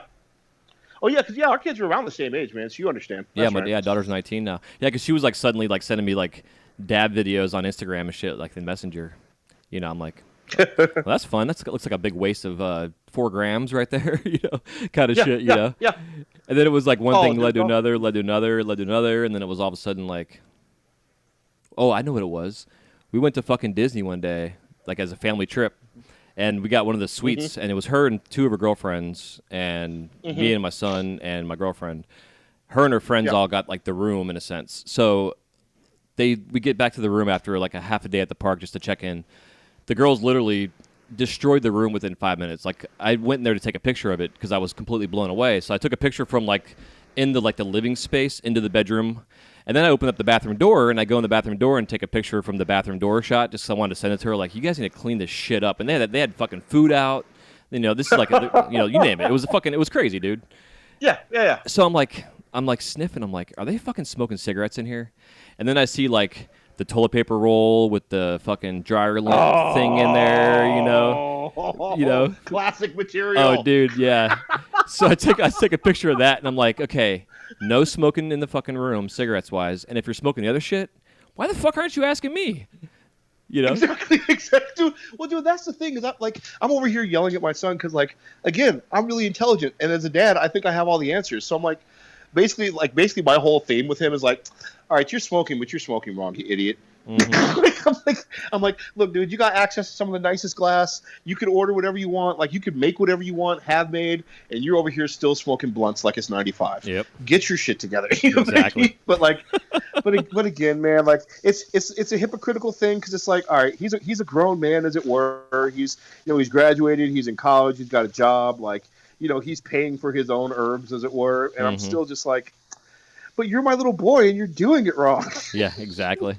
Well, I know like the first time my dad ever shared with me, I was 18, and we're out in the woods, like my introduction into manhood, then he's like smoking his wood, like old school wood pipe, which he's been smoking forever. So I'm just thinking he's smoking his regular pipe, and I'm like, that smells kind of familiar. I'm not going to say anything or ask, but it smells familiar. And then he like hands it to me. He's like, you got to do it like this. I'm like, Dad, I know what I'm doing. He's like, kind of thing. He's like, oh, okay. Dude, yeah, so funny. Dude, I didn't all right.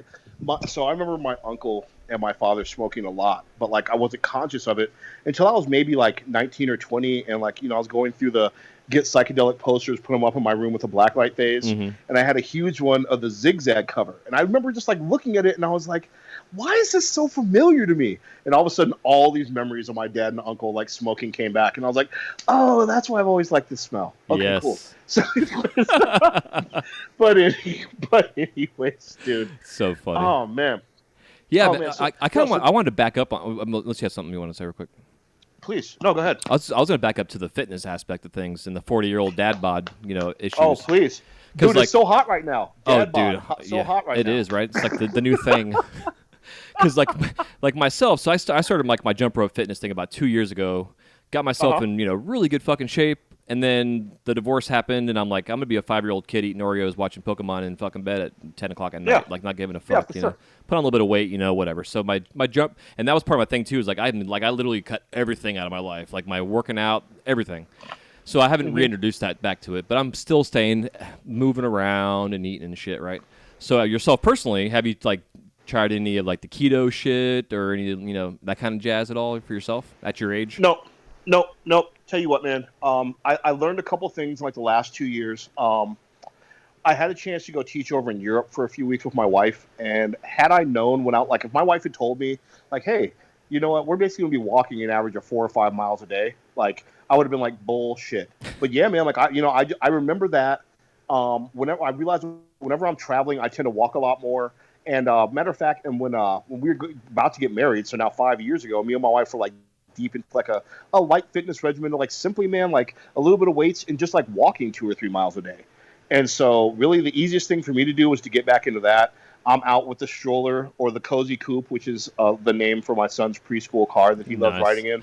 And we just go out and we walk, dude. I do like 98% of the meal planning for my entire household. So it was really, really easy for me to like, I didn't really have to make like huge modifications. I just had to like, hey, heads up, I'm closing the kitchen at 8 o'clock. Like, I understand that people want dessert and maybe we want ice cream at 10 o'clock. We're just not doing that anymore because if y'all do it, I'm going to do it. It's like the kitchen is closed. So I just started being like a weirdo like that. And, that's helped me drop down a couple pounds, man. I'm going to pretty much just stay on that through the holidays Yeah. only because I'm feeling better. Like, it was gross, man. Like, as Noah was wrapping up his football season, and if I ever like go out and like check one of his games, or we hit the park, or just like Lord forbid run, I never run with him. We'll lift weights together, but I'd never run with him because he's very fast.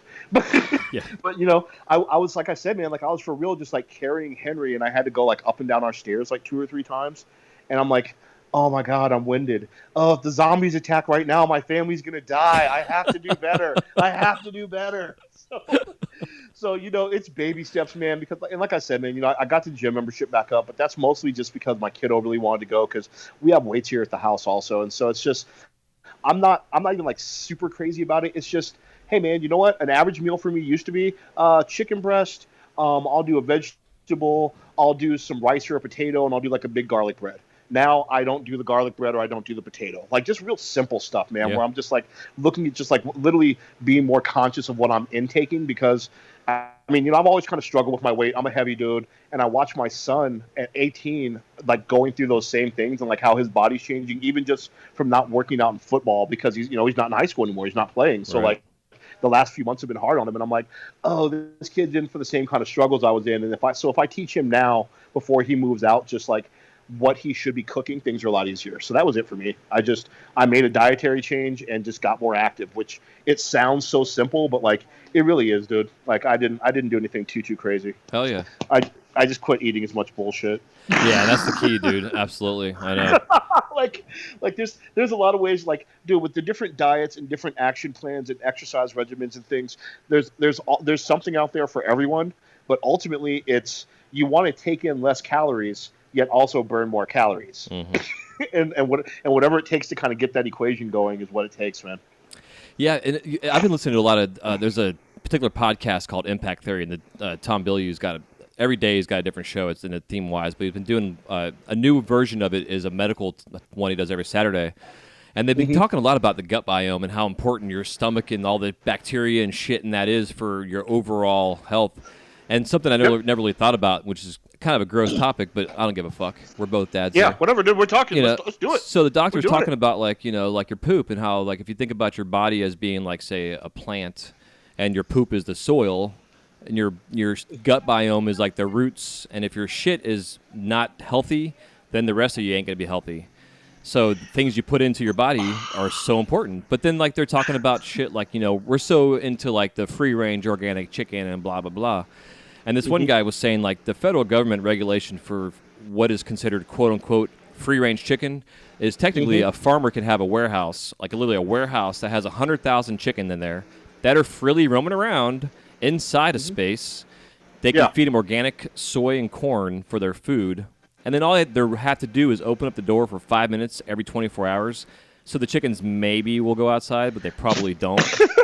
It's like jail. It's like the special housing unit. Like just a little bit of exercise a day. Yeah, exactly. So that's what organic God. free-range chicken is going to be considered. Yep. But the fact that they're feeding them soy and corn means that we're also getting that in our systems, which is terrible for us. Like he was saying, like corn in certain countries is actually banned for human consumption because it's not meant for people to eat. It's just not, it's there's nothing in it. It's like, dude, corn and Diet Coke. The thing there's no nutritional value in either of these things really. Yeah. Yeah, exactly. But no, dude. Not well. I mean, shit. Shit. You want to get into it, man? Like that's what put me on that I had to make changes. Getting winded and frankly, just like yeah, poop. I realized that as I was turning 40, I was like, that was the first time that like my body was changing because like the quality of my poop was changing, man. So that's when I started doing more research. So yeah, let's dig into the shit, bro. See, it's so look important. at you, man. Vulnerable. You're so real. Let's talk about poop. I love it. Yeah. Well, I was talking with us at one of our girls that worked at like a couple weeks back, and then Christopher Robin came out. I don't know if you haven't seen it yet.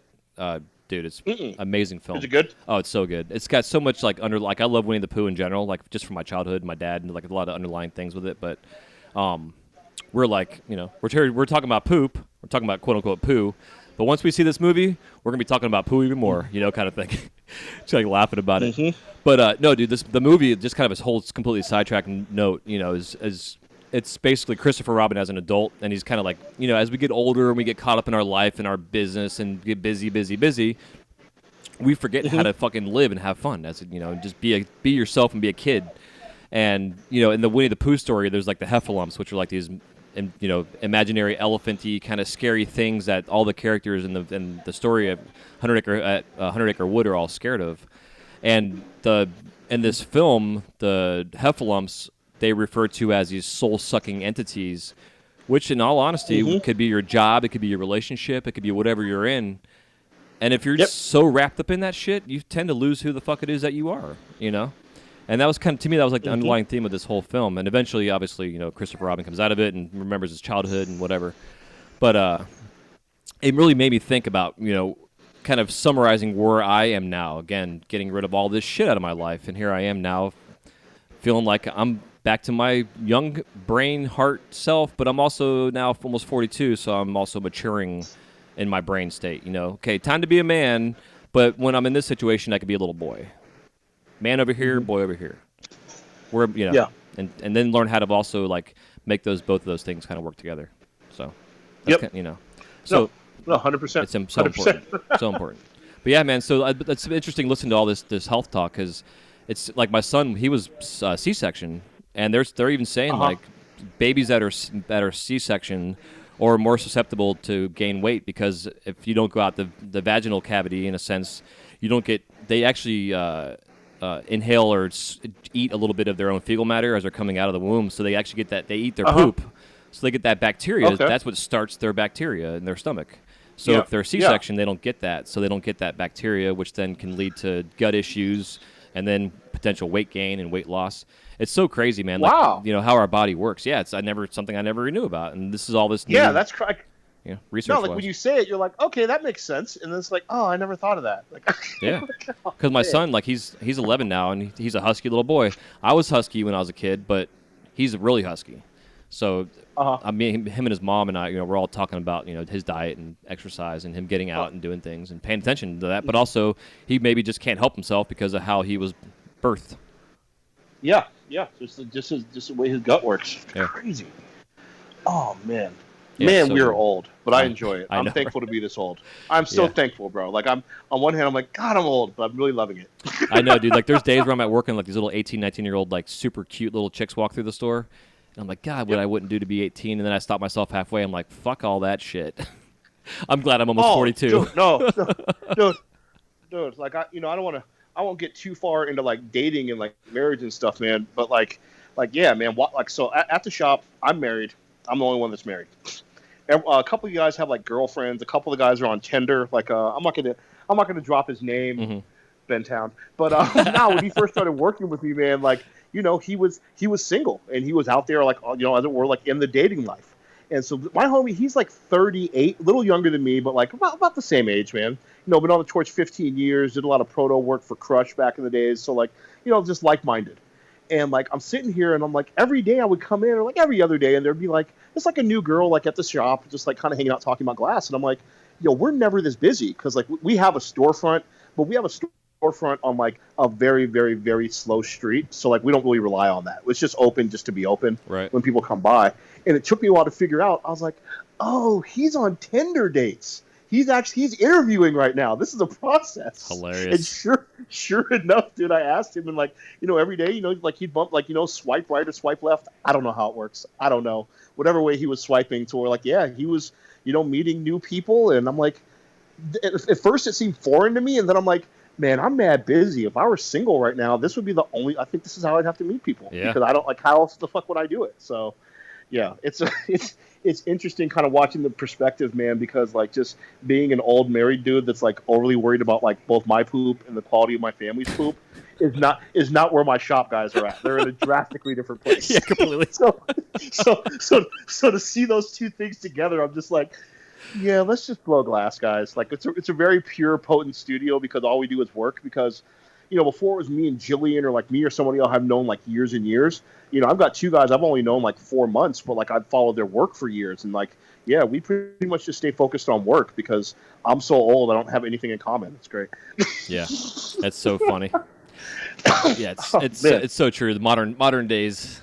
So it's crazy. Yeah, man, just adapting to it, man. My kids on Tinder, so I had to like make like rules in my house about shit like that. Like, hey, never have a girl I don't know in my house for an extended period of time.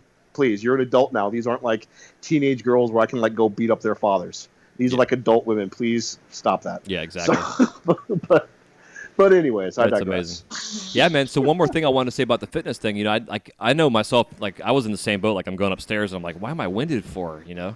And I realized, which we all do when we're on the torch, we breathe really shallow. There's not a lot of heavy cardiovascular going on.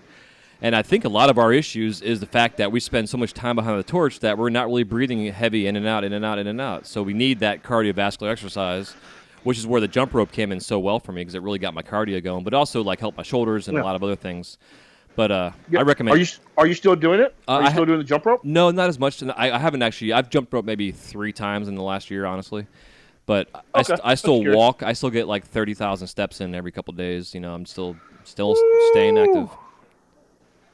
Yeah. Look, all right. So technology and fitness. I'm I got the iPhone, so like I don't have a separate pedometer to track my steps. I just rely on the one that's on my phone if I ever want to look at it. And I seriously like for a couple months, man. Like, and again, I'm not excuses. Just I was home with the baby doing important things, so like I'm not really tripping on it. But I was getting like 1,000 steps a day, bro. Like it was getting really bad. Yeah. Like I just wasn't moving. And like I said, like. For me, it was as easy as a diet change and just being more active, even like on a passive level, just like walking around my neighborhood. Like I'm not doing wind sprints at the park. I should maybe, but I'm not. I'd pull something if I did that shit. Like, well, no, dude, because like, all right, we live right by a big soccer park, so like, any given time, there's like, literally like Kenyan marathon runners that train here in Albuquerque because our altitude is so high. Okay. So they'll come here and train, and I'm just like, like for real guys my age. Like actually doing wind sprints, and I'm just like, right. I'm just out with the baby. I'm gonna walk 2 miles, eat a snow cone, and go home. You guys have a good day. Hey, at least it's a snow cone. Like, God bless you. But no, I'm gonna get a snow cone. I'm gonna head back home. It's super hot out here. Super hot. Yeah, but your shoulder muscles and your arms are developed from all that glass blowing you've been doing. Oh yeah. Well, dude, it's weird. I'm a bigger dude, so I don't really think about like my glass blowing muscles, and I've been doing it so long. They're the muscles I have. But like, I'm one of the newer guys in the shop. He's 21. He doesn't have like super huge arm strength, so he's like called me at home like, yo, dude, I think the bottle's fucked up. Like I'm trying to turn on the propane or switch it, and I'm like really serious. And like I for sure have come down to the shop, and I'm like, ooh, no, it's not that. It's just your arms. Yeah. Push-ups, my brother.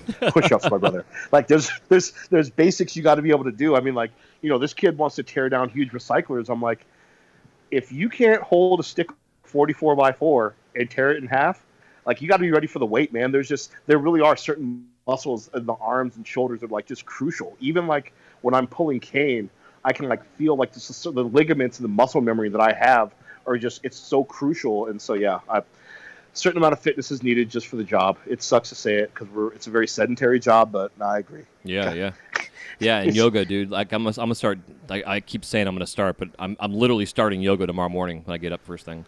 I already got everything set up for it. The whole 9 years. I got to do it. Like I did a good stretch last night, man. I haven't like really stretched, and it's probably been a couple months.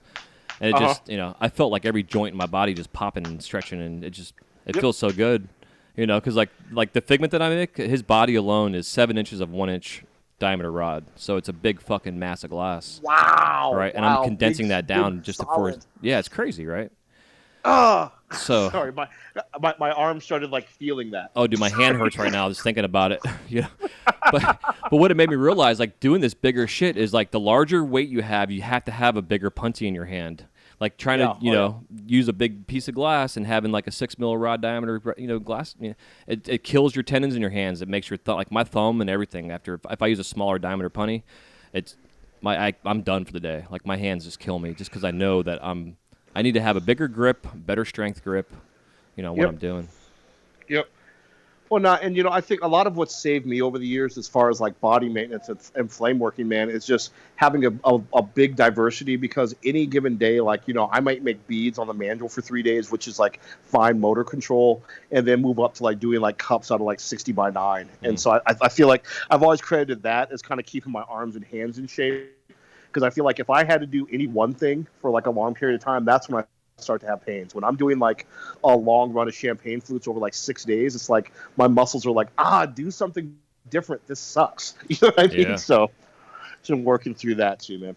Yeah, it's amazing too, man, because I always thought it was like my shoulders were my problems, but my massage therapist was like, no, it's your forearms. Your forearms are so fucking tight. It's causing wrist issues. It pulls all your tendons and muscles from your bicep, which then comes from your shoulder, which then comes to your neck and your back. So you literally go like, just this big ball of just tension, all because your forearms are so fucking tight, Yeah, like your back hurts because of your Popeye arms. Yeah, like, exactly. That's just fact. Like it just and again, old man knowledge, man. I can feel like when I stretch out my right arm, like I can feel those muscles and ligaments like stretching all the way back through my back in a way I never could before. And so like, I'm not a yoga guy, man. I did a lot of Tai Chi in high school, and so I'm trying to get back into that. There's a little studio by my house, just anything to get me moving. And so I want to end up being like one of those like old like Chinese men in the park, like at 6 a.m. Dude, you and me just both. like just slowly moving. Yeah, just slowly moving, bro. Yeah, and then maybe a little game of chess. Yep. Well, it's all a school of thought thing, man. This last year for me was just, I keep saying it's been so eye-opening, but like, there's no other way to describe it. I felt myself not declining, but if you imagine your life as like a number line, and you start at 1, and as you slowly go up the hill, and you get to the top of the hill, as it were, then you get quote unquote over the hill, that expression people are fond of saying, and then it's slowly supposed to decline. Man, I found this whole just school of thought that basically says that as a human, my body might decline physically, but like I always want to be improving. So that like when I die, I might not be as strong as I was when I was 20, but I'm going to be a lot sharper. Like I'm no longer thinking of my life as a declining and like an ascending and then descending number line. For me, it's more just about constantly trying to improve. And so that really, ideally, man, the best day of my life will be the last day I'm on Earth. Yeah. Because I always want to be improving. So I'm trying to be mindful of things like that now. These are the thoughts I have when I'm walking. So. Do you find like the? I appreciate it, but do you find like the glasses taught you that too? Because like for me, growing up with it, like I tell people all the time at work, like glasses taught me so much about life. And it's just, I think those that grow up, like that start at a young age in their early adulthood, and then do it for 20, 30 years. It's amazing how much you grow within that medium, and it teaches you.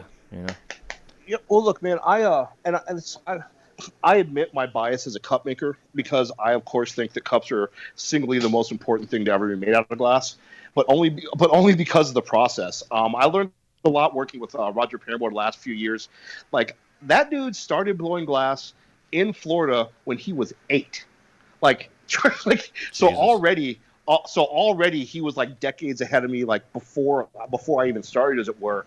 But cup making is such a metaphor for me on life. And yeah, man, like flat out, like the straight answer to your question, yes, a lot of that thought process does come from like thinking about the glass. For me, it was like this last year has been me deciding like, am I done? And not like in a scary creative way, but like, hey man, should I just go back and get my teaching certificate and chill and maybe, I've had a really, really good run. I'll always have glass in my life, but like maybe I should do this. And flat out, I had to decide, have I already made the best pieces I'm going to make? Nope. So that means I'm still in it. Like for me, that's what keeps me in it, is because I have an idea in my head of like what the perfect piece will feel like. I don't know what it is. I don't know exactly what I'd be making, but the sense of completion on like the perfect piece, I'm still trying to achieve that. And a lot of that comes from like with cup making, man, there's so many variables to balance, and sculpting's the same, marble making's the same, pipe making's the same. So I just am a cup maker. So I come from that point of view that like, yeah, man, that is a huge analogy on my life, because I'm always tinkering with a cup. Even if they're identical, the process is identical, there's always a little something different. There's always a new barrier to kind of overcome. Muscle memory, hand placement, strength of arm. Is it too tall? The architecture, is it too short? The aesthetics, and all these things I'm balancing in my mind. So I'm so used to doing that at work that I do apply that to my life now. And it was unconscious. I didn't just all of a sudden think like, oh, my life is just like wine glass making. It's just, I made my life like wine glass making, like that kind of critical thinking with every step. And so I have to be so mindful when I'm sitting in my Avolios and doing those pushes to blow out a cup. I'm trying to be, but like, you know what? I should be that mindful when I'm getting up in the morning and when I'm deciding like how to plan my day. Yeah. Like, you know, once I realized that like what was missing in my life was that like when I'm on the torch, I'm so happy. Why? Because I'm so fucking mindful. Yeah. Any given moment, I could light myself on fire or make something beautiful. There's no in between anymore. Yeah, exactly. There's no in between. So once I realized that like, no, I am mindful. I do have that space in my head. I'm just not applying it to the rest of my life. Yeah, that's when things honestly got like that's where I've been in like the last probably about 60 to 90 days, dude. And that's where things like started feeling better for me. Yeah, it's amazing you say that, bro, because I had the same fucking thing, same clarity, that, you know, the amount of emotion and perspective and focus and drive and energy I put into my glass, I need to put that same shit into all aspects of my life. But again, I had to cut all this shit out of my life to really fine-tune and bring the things back in that were most important and that were going to help me grow as who I am as a man and as well as those around me. And then I could put energy into those things instead of having like 5,000 fucking things. Because, you know, like when you're a kid and you're in school and they're like, well, your locker is going to represent who you are outside of your world. I bet you if your locker's dirty, your bedroom's dirty, you know, kind of shit. But it's the fucking truth. You know? Dude, like, it's just for me, it was just that simple, just like that kind of simple, like if then statement, because I realized that like, okay, I'm mindful on the torch. Well, what's different when I'm not on the torch? I had like the same thing you're saying, man. I had to cut a lot of things out, whether it be just like social obligations or just like, you know, like I give a lot. Like we work with a lot of nonprofits, and I had to realize like I can't do everything I want to be doing because I'm not being mindful to the things that really matter. Yep. I'm doing a lot of things half-assed, and I realized that if I, like you said, man, if I were approaching my entire life and everything the way I have to approach my job, then like, oh, things just run a lot smoother because it just becomes a true metaphor for life, man. Yeah. And once I realized that, then I realized the things in my life that like, oh, all these things need energy. They don't all deserve energy, but because I built my life like this, they all now need energy. So it's time to start cutting things out. Yeah, I like the whole idea of bandwidth. Like we only have so much bandwidth, you know. And once it's gone, it's gone. Yep. Well, you know, it's, you know, I'm like one of my Achilles heels, man, is like, you know, I'm a people pleaser, and that's something I've struggled with like since I was a teenager. You know what I mean? As far as like, you know, it's not a matter of me being a yes man. It's a matter of like, yeah, that's true, and if not, I'm gonna make it true. Like, yeah, I got your back, like on anything, things like that. And what I realized was that, yeah, man, at 40 something, I was putting my energy in the wrong places. And so once like I said, man, let's go back to mindfulness. Once I became mindful of that, things just started really turning around like very, very, very quickly once I started putting energy in the right places. And the things that were supposed to go just fell the fuck off, dude. And like, you know, I've had friendships that like, even within the industry that like, you know, like we've been friends only because we used to do like bead shows, things like that in the past. But like, if we're not putting time into the relationship, man, like I don't want to feel bad about that. Like I want to just be blowing glass or hanging out with my family. I don't want to be worried about things like that. And so I just been cutting things like that off, man. Anything not necessary is gone. Yeah, I think too, like as we get older and we kind of like grow our tribe, you know, we could really find that our tribe is what's most important, you know, which I think is pretty badass. Yep. Yeah, man, and it's so easy. It's so easy once you get there and you're like, oh, well, no, the tribe's most important. Act accordingly. But for whatever reason, man, it took me years to like get to like I can understand a very, very complex glass seal quicker than I could understand like that very simple concept of my life. And that's what I'm working on right now, dude. That's so funny. It's like I just sat down the other day and while I got my calendar out, it's on the wall. It's like it's actually screwed to my wall, so it's like there's no reason I can't see this fucking thing. And I'm doing the Airbnb thing, so like all my guests that are checked in or going to be checking in, they're up. Schedules up there. Wait, When my bills are wait, coming out.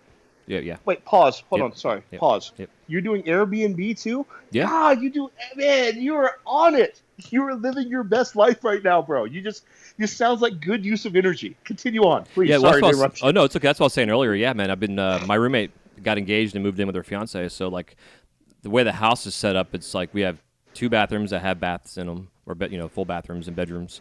So I have my side of the house, and then there's their side of the house, which was hers. So they have their own entrance, the whole 9 yards. Yeah, and I love hosting people. I love having guests and shit. So having also grown up within Disney, I understand their quality of service, what the experience is going to be. So I try to have the same thing for people here, kind of deal, which I love to do.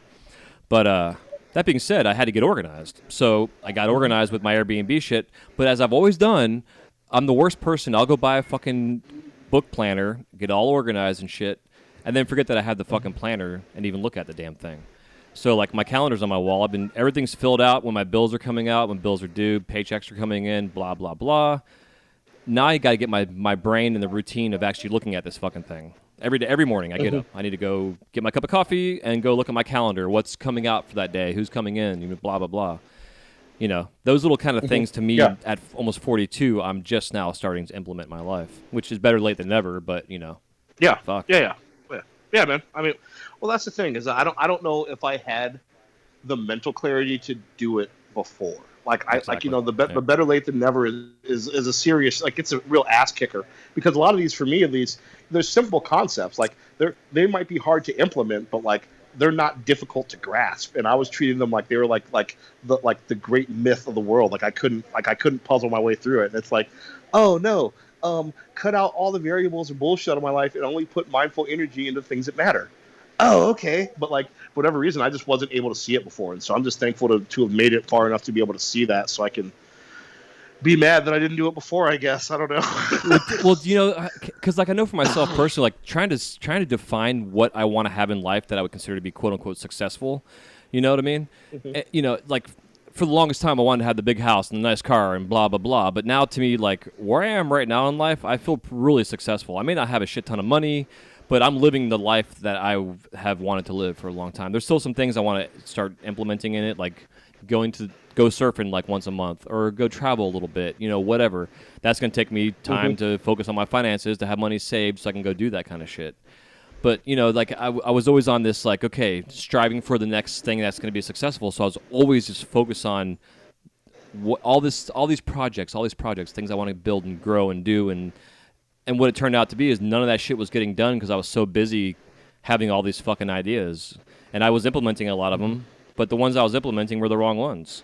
And the right ones were just kind of put on the side, So it's I guess it's just picking and choosing certain things, and I guess you have to do that in life. But really, it's just I guess defining what your own version of success is going to be, and then how do you reach that success? I think just the fact that we wake up every day is success. Look, it's okay. I'll be, and I don't mind saying it here, man. As far as like making myself vulnerable, I'm in a really. It took me a second to realize it, man. But like, likewise, where I'm really happy and satisfied with the life that I'm leading, man. Like my parents were split up when I was younger, and so like I always wanted to have like a larger family. The house that me and my wife live in, thankfully, are like it's a house that like we really enjoy. We have no plans of leaving. We've got room to grow, that kind of thing. I'm thankful for my job, and so like right now, man, like I'm not even gonna knock on wood, man, because a lot of it, well, I am gonna knock on wood. Hold on, but a lot of it is from like the hard work I've done. And what I had to look back and realize was that like if all the hard work and sacrifice I made before was to get to this point, that it was worth it. And if not, like what was I doing it for? Like what was the point of being gone, like while Noah, like my oldest son, like while he was kind of going through his younger and like his toddler phase, I was constantly on the road, man. I was doing like 9-10 shows a year. So like even when I was home, I was distant and tied to the studio kind of thing. But now, and not to say that I sacrificed one of my son's upbringing so that the other one could have it, but I've been really upfront with Noah about it. I'm like, hey, man, I wish I could have been there for every single moment the way I am for your younger brother. But, like, respect, like, that's what I've always tried to be working for. And I know that he doesn't really begrudge me that. I feel like I'm just in a place where, like, finally some of the hard work and sacrifices I've made are coming through. And so I'm trying, like I said, man, just trying to be mindful and pay attention to them, and like and be thankful in the moment. Like, fuck, man, I got 2 healthy kids, 2 dogs, and a studio that thrives, man. Like, I don't know what the fuck else I like. As far as success, like, I don't know what the fuck else there is, man. Like, I'm super fucking thankful right now. And like, I'm not complacent. I'm not like resting on my laurels, like, oh, I'm the shit and I got it figured out. But like, nah, it's important to take stock, particularly at our age, and like where you're at, and just say like, what positives do I have in my life, and like, how can I celebrate those? Because, you know, with our job, man, it's so, and our job and our personalities, it's so easy to get caught up in the ambition of the moment. And like, I'm just learning now, man, just kind of take time and just be thankful for the fucking shit I got, because I wasn't before. I was always working so hard to amass more things, and now, and not just like materialistic things, but like just, and not like more friends in a weird way, but like, yeah, I want to see everything, I want to meet everyone, I want to do everything, and like, I can't. I need to be fucking happy as fuck for the things I have been able to do, and hopefully that'll keep me in the path to see more. Yeah, now I just got to maintain it. Yep.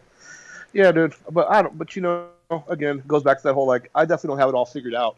I do for like right now. Like, for the next half hour, shit is cool. Yeah, exactly. We'll see how it goes after that, dude. We'll see how it goes after that, man.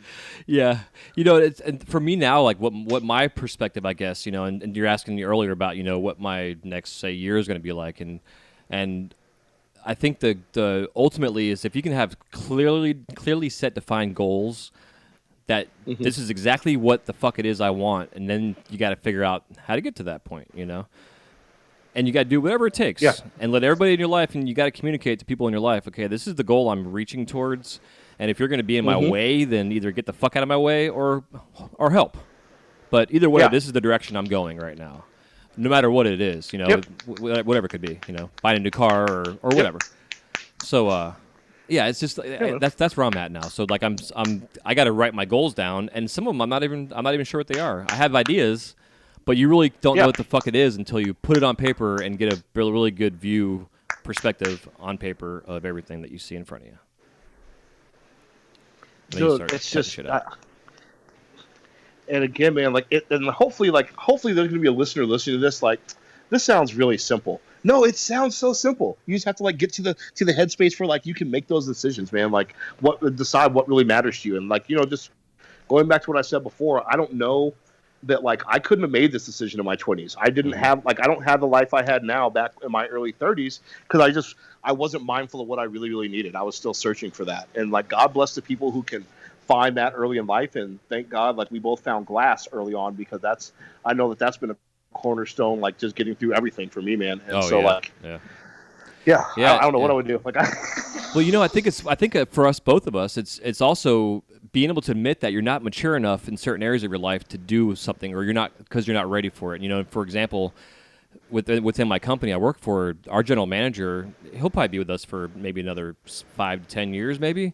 But after he's gone, like who's gonna be his successor? And I would love myself personally to carry on his role in a sense.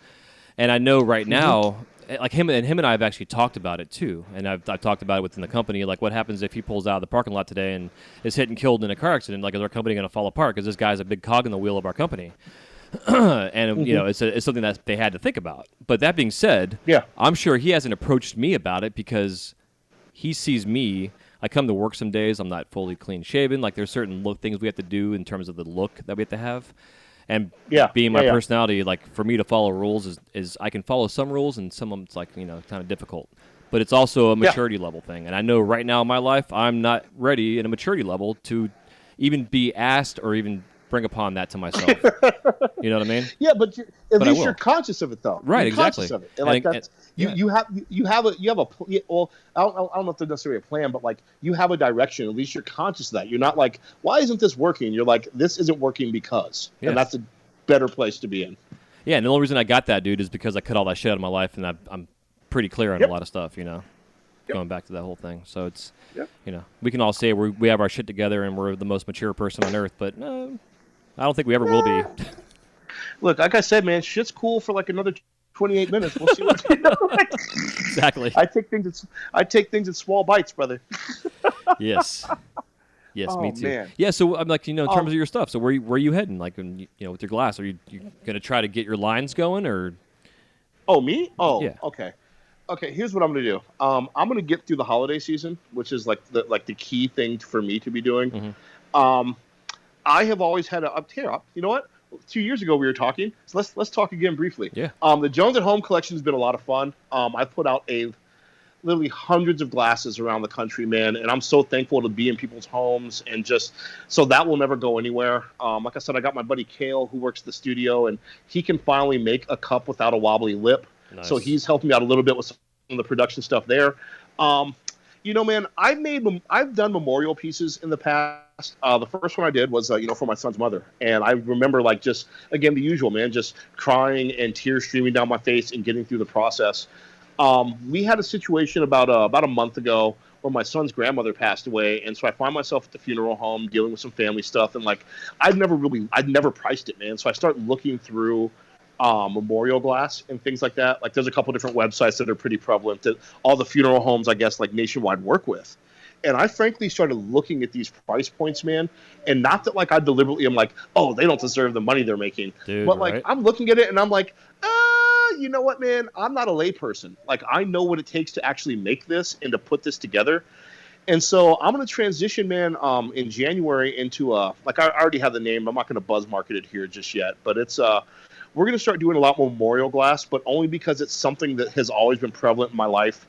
I know that there's a life sustainable need for it as far as like glass objects that people will continue to need over like 5 or 10 years. Mm-hmm. And also, frankly, it's a more scalable business than my drinkware because, frankly, making cups is really hard. So like it took me 2 years to find someone who could like even sort of help me do like assist me in the studio, let alone actually make the work. And so I'm looking forward to getting through the holidays, but only because like we have a strong local focus. I've already set up with a couple local funeral homes, man. And I'm going to try and make a real difference in that industry because I can. Like, just Awesome. I that's what I want to be doing. And like I said, it's something that like it's not when I say it's an easier sell. I'm being 100% honest and genuine because it's totally.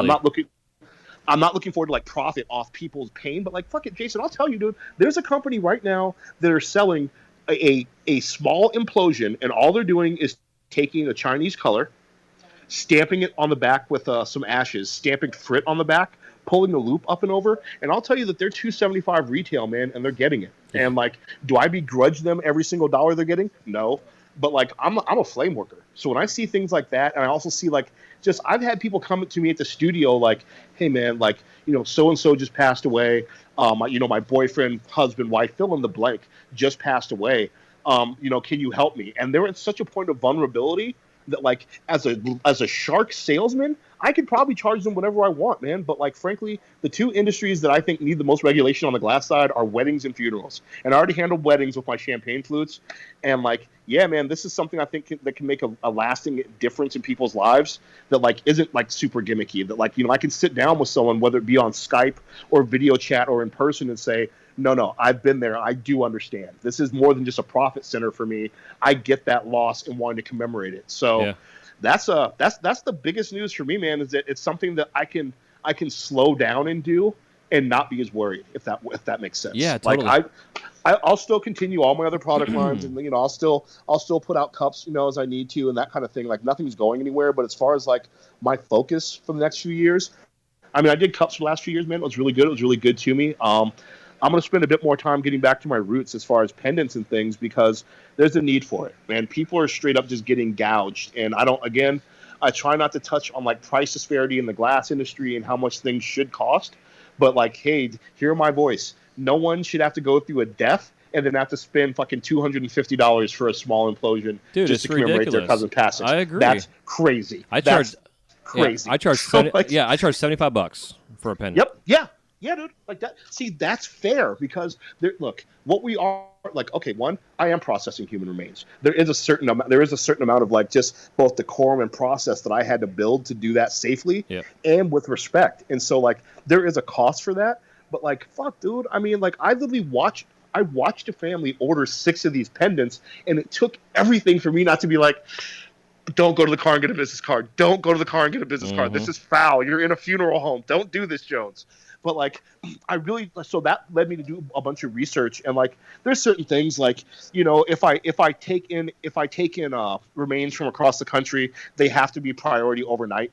Like, I can't like 2 day things like that. There's just certain like just already existing codes as far as like dealing with human remains. But I'm spending some time now learning all those, so I know the ins and outs. I'm working with my attorney and my insurance guy to make sure I'm covered on that end, because I'm old now and I do stuff like that before I just launch a product line. Super smart. But yeah, man. Since you're asking, that's where we're gonna push, because like, like just death is, for whatever reason, man, an ongoing theme in my life. Like, since I was like 7 and lost my first grandparent, like, then I made it through that, then bumped into my teen years and then 20s, and my friends start ODing because they don't know how to make proper drug decisions, and just, things like that, man. And so it's just something I had to accept, that like I was asked enough to do this, that if I could actually be providing a service. And so while it is going to be like, quote unquote, fun and interesting for me to work on this side of the industry, I'm looking forward to it, man. I am. Hell yeah. I think I can do some good. I think so too. Hey, on that note, dude, can you hold 1 second? I got to piss real quick. No problem, man. Piss. Right, Go ahead. Do your thing. All right, give me a sec. No problem. Cool. All right, I'm back. Man. Yep. Could have filled up a 2-liter with that man. one. Holy shit. Well, dude, I was like, oh man, I hope he puts the mic down. I don't want to hear him piss. but then I just pissed anyway, so it was fine. Beautiful. Yeah. Oh man. Yeah, so on that same note, so I've been doing the same thing myself. I've been doing memorial pendants and paperweights for probably the last year and a half, 2 years. And the first set I did was for my brother-in-law's, his dad and stepmom. They both passed away within like 2 weeks of each other, which was kind of crazy. Oh man. So they had like a combination of their ashes. So it gave me a chance to learn how to use them, because the ashes have like the bone fragments, so there's like calcium building and bubbling, and you got to really learn how to work this shit. So the experience has been incredible, because I've done it probably for 6 or 7 families now around there. But where I'm going to take it is into the pet market myself, and start going around to some of the veterinarians and do like a real generic like clear cat or a clear dog shape, and then have the ashes in that. Because like the last order I got, a woman wanted me to make little flamingo pendants, and her husband was that was like his favorite bird or whatever. And on a side note, I don't know if you know, but a flock of flamingos is called a flamboyance. Really? Yeah, that funny. Oh, Little side note there. I did not. Yeah. Oh, I didn't know. Yeah, yeah. So I made like the body of the flamingo with the ashes, because you really can't stretch that shit out with the ashes. It just doesn't work right. So, but that being said, I agree, dude. Because I started seeing like these guest people were coming to me, like, well, I see these online for like $250. I'm like, dude, I can do it for a third of that. I know what goes into it. It's just, I get it, because if the funeral service industry is high money. It's big dollar. It is what it is. Everybody dies. Everybody's got to spend money on that shit. There's no reason that we have to fucking add more to that, Make it easier for these people. Mm-hmm. So. No, well, dude, like, it's so weird to, like, say that, too. Like, yeah, I'm going deeper into the death industry and death class. Like, no, like, just factually, man, like, even, like, all right, like there's a specific math formula that you can use to calculate, like, when I'm doing urns, volume matters. Like, it's like I have to, like, the last thing you want to do is make an urn that doesn't hurt all somebody's remains. Like, you don't want remains left over. So, like, there's a volume formula that you can find online, man, that'll help you kind of calculate out things like that. Like, if the person's approximate weight was this when they passed, then after cremation it will yield this much in remains. It's pretty dead on. And so, like, just at first, like I said, man, I felt weird, like, doing all this research to, like, into things like that. And I'm like, if not me, then who? Because these other dudes are killing it right now, and not like financially. I mean, like, they're literally killing people's spirits. Yeah. So, like, let me try and fix it, man. And it's a big industry, man, especially living here in Florida, where people come to die. Yep. And it's one reason why I have not kind of gone out there and promoted it, because I know myself I could hit 3 or 4 funeral homes in the area and get into like a franchise chain of funeral homes, and they'll keep you busy for the next 10 years. Oh yeah, no, and that's like frankly, like, the one thing about this is I mentioned it was sort of like a scalable business, for sure. Like, more busy than I plan to be. Like, I'm looking I'm looking forward to this doing well and kind of taking off and being able to, like, genuinely turn to like 2 of my shop guys, like, no rent this month. Your money's no good here. Here's what I need you to do. You know what I mean? Yeah. Like, that's, and that just, it goes full circle, man. Like I said, like, now I have enough talent in my studio that, like, as long as I can afford to take these guys off their grind, I don't mind doing it. It's ready-made help.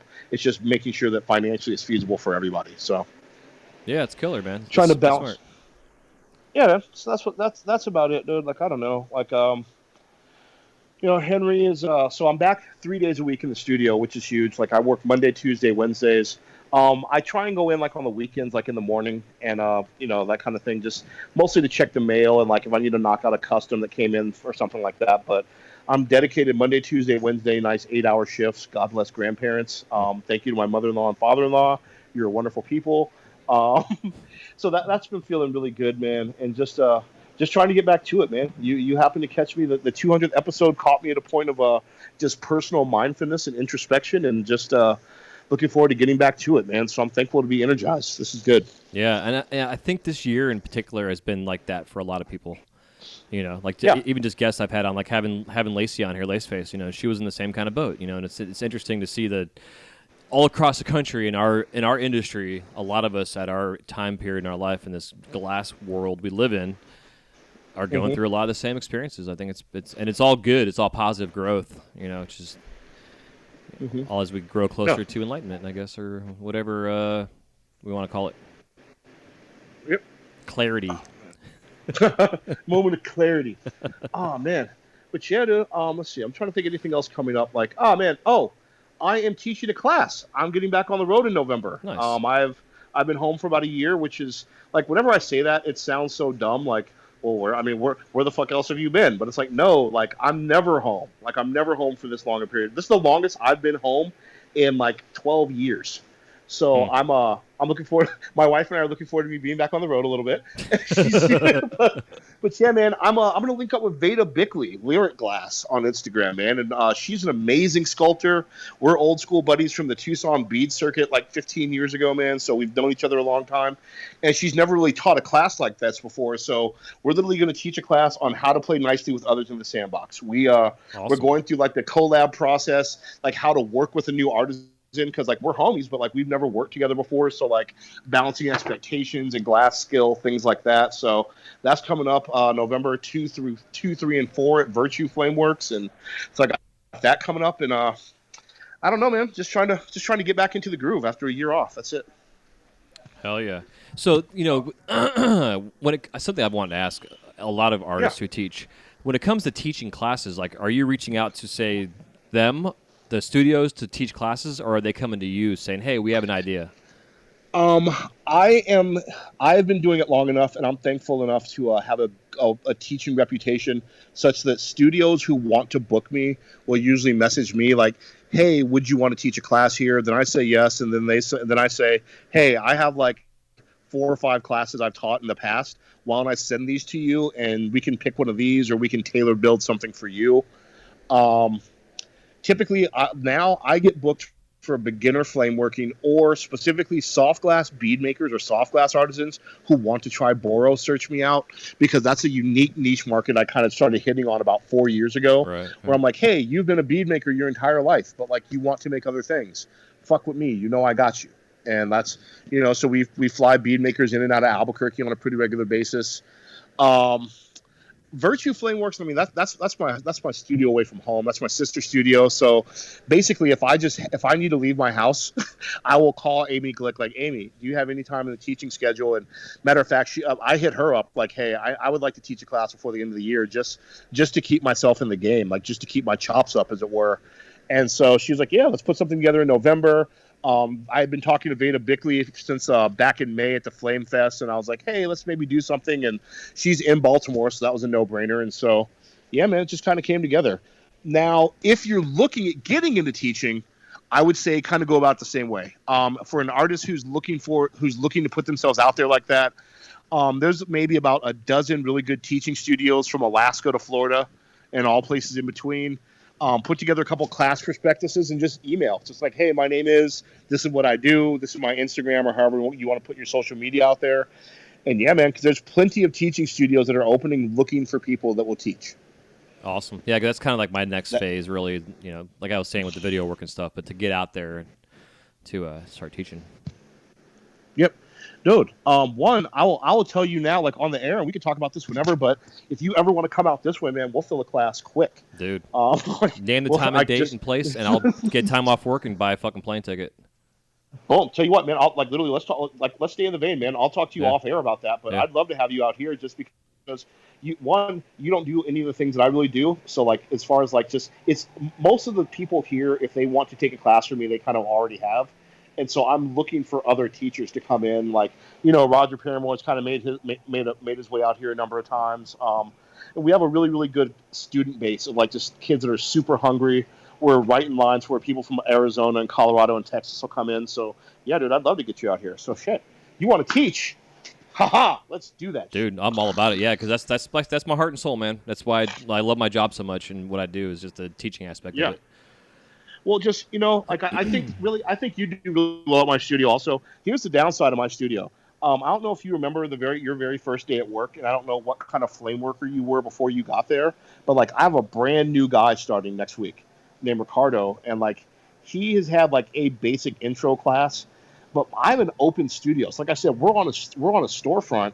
So like we have a huge 10-foot bay door that stays open. People can sit at the little bar in front and just watch us work and ask questions. So it's one thing to learn how to do it. This dude's going to have to learn how to do it in public. I did the same thing, man. Renaissance Festival, early days. Yeah, dude. Okay. Yeah. See, that's what I think you're uniquely suited for this. I think you'll like it. Yeah. I think you'll do really, really well. Yeah. Yeah, man, because like for me, my classes are all I have 3 different levels I do, but like my main core right now is introductory into whatever sculpture and blown glass. Mm-hmm. So I have a 6-week course already planned out, but we don't have to do 6 weeks. Obviously, it could be done in 3 days or 2 days. Well, dude, I don't. Yeah. I mean, if I may, like, I'll offer you a suggestion live, man. Like, because you have such a big video piece put together, man, you could do a 6-week class and just the first week is in person, or like the third week is in person. You know what I mean? If you have students who are set to where like we start hands-on together, and then all right, cool, we're going to meet every other Tuesday online. However you have the structure set up, but that's definitely a way to do that and tie that together. Yeah. Hell yeah, it's a good idea. Yeah, have like launching points per se. It's good things, and like I like webinars. I like a lot of video work. Because I know the level of production I'm sure you're going to bring to it. I already love yours in advance just because you have good attention to detail, and so like yours is going to be great. There's just a lot of shit out there, man. Like my guys will message me stuff like from YouTube, like, "Hey man, check this out. Is this how you do that?" And I'm like, "Nope."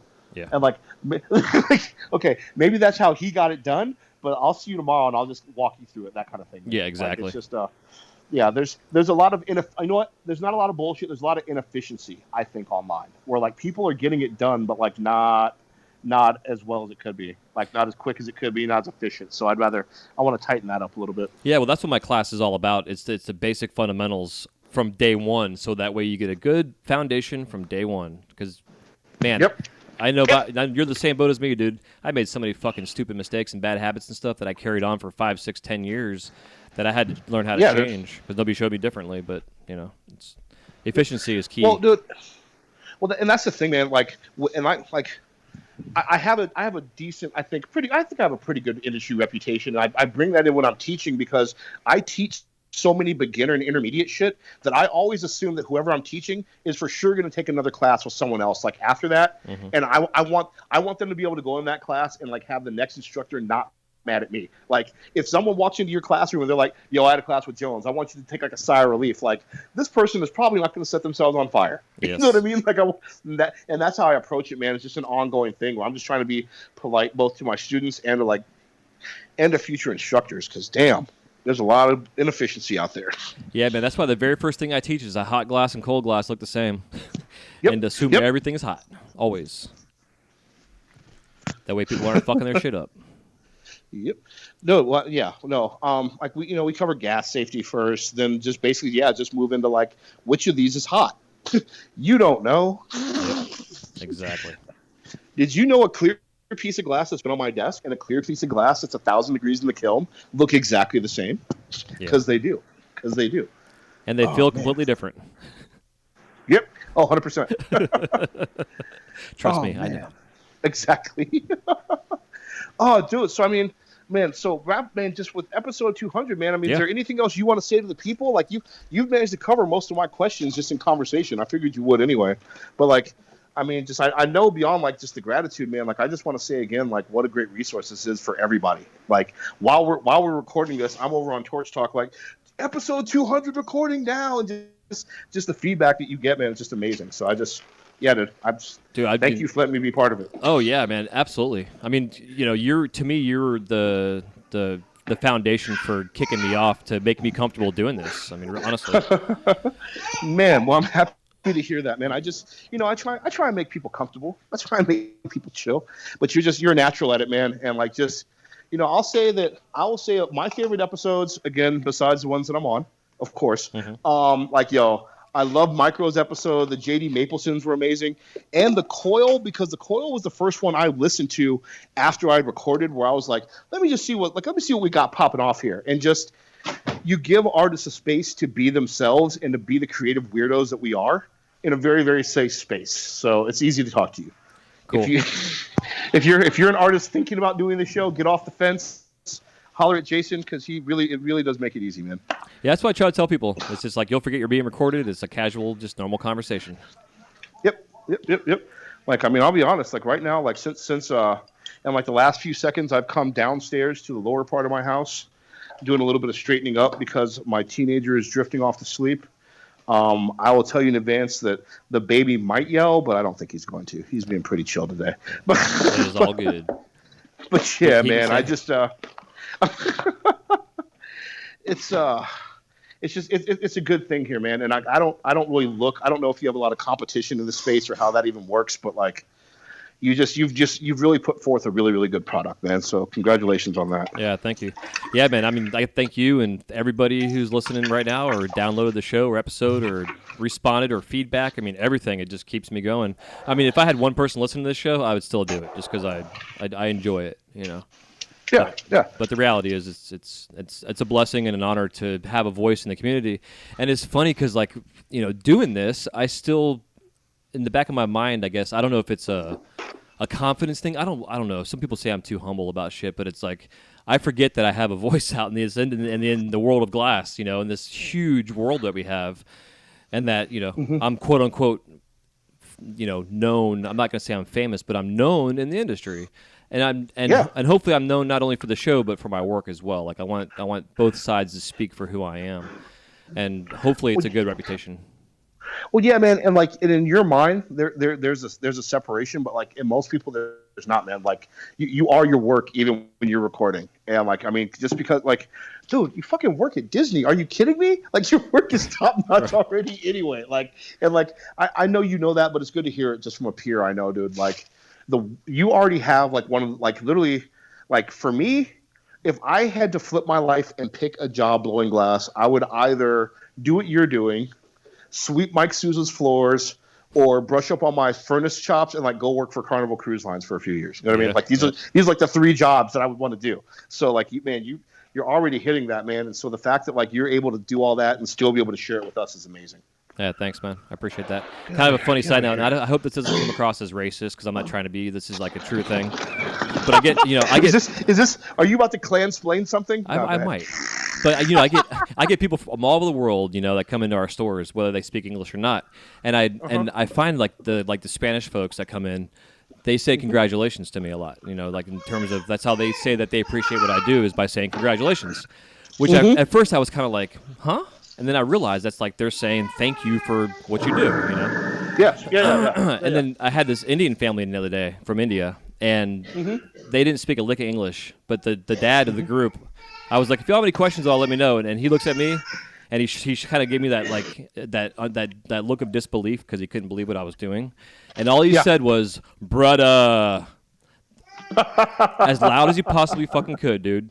And that was like a pinnacle of my career right there. That this guy who couldn't speak a lick of English was able to. I didn't get the buddy, I got the brudda, type thing from him, and it made me feel so good, coming from a foreigner who can't speak English, but this is his way of communicating to me. Like he's enjoying what I'm doing, and he was talking to his family the whole time, trying to explain to them what was going on too, because they, people see what we do and they're kind of like in disbelief because they don't understand it, or it's just it's magic, Yeah. But hey, so much for him being chill, right? Yep. hold on real quick. Yeah, I got a plan. Hold on real quick, Jason. Hold on.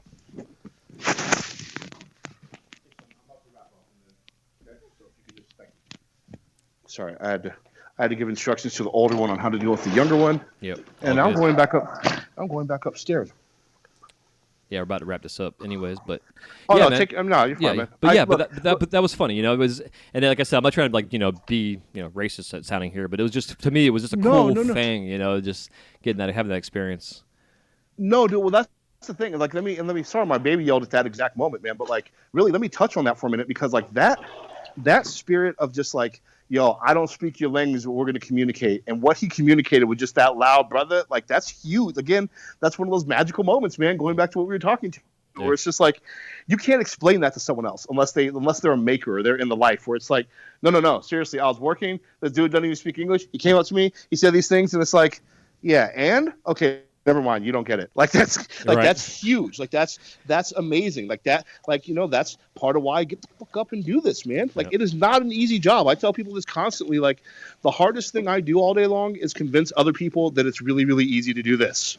Like making it look easy. And I know that, man. And so I just like the fact that's awesome. That's awesome, dude. Similar experience, man, just when I was over in the UK because there's so many different languages there. And so people who were watching my demo that like didn't necessarily speak the exact same English that I spoke, as it were, but just like that, just being able to communicate like on that maker level and just know they got it, dude.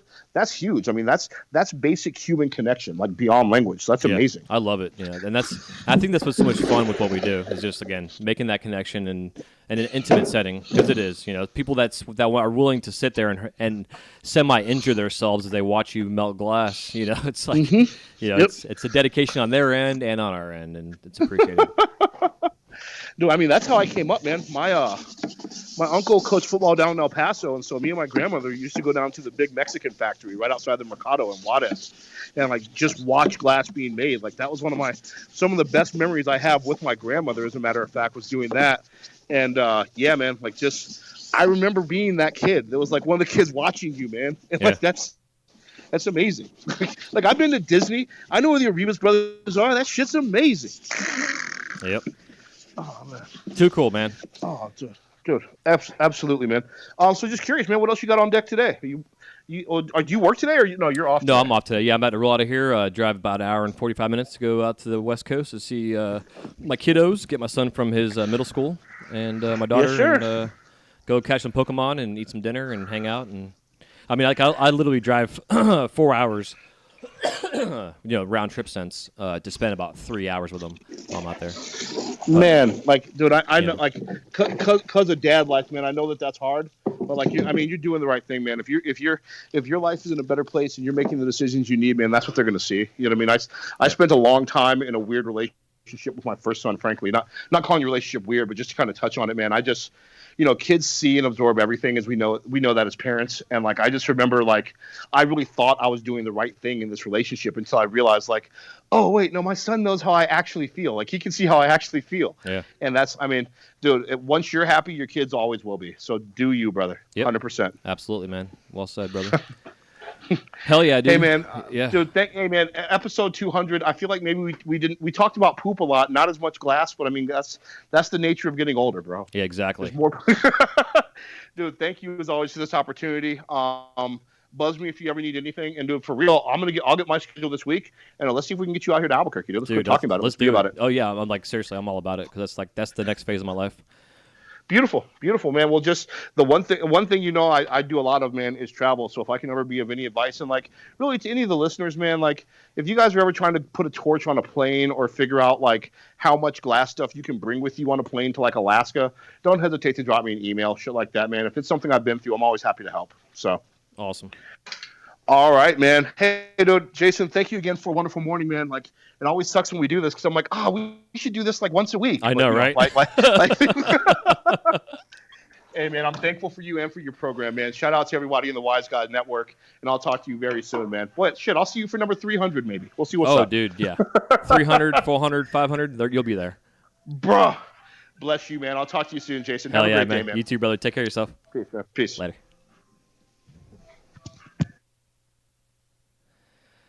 All right. So I hope you guys enjoyed that chit chat there with Rashan Jones, and thanks for again for all the love and support and fucking 200 episodes, man. This is crazy. I still can't wrap my head around it because I know the amount of time and effort and whatever expenses that have gone into this show. And I got to give a huge shout out to Mountain Glass. They've been sponsors since day one, helping me support the show and the Flow magazine.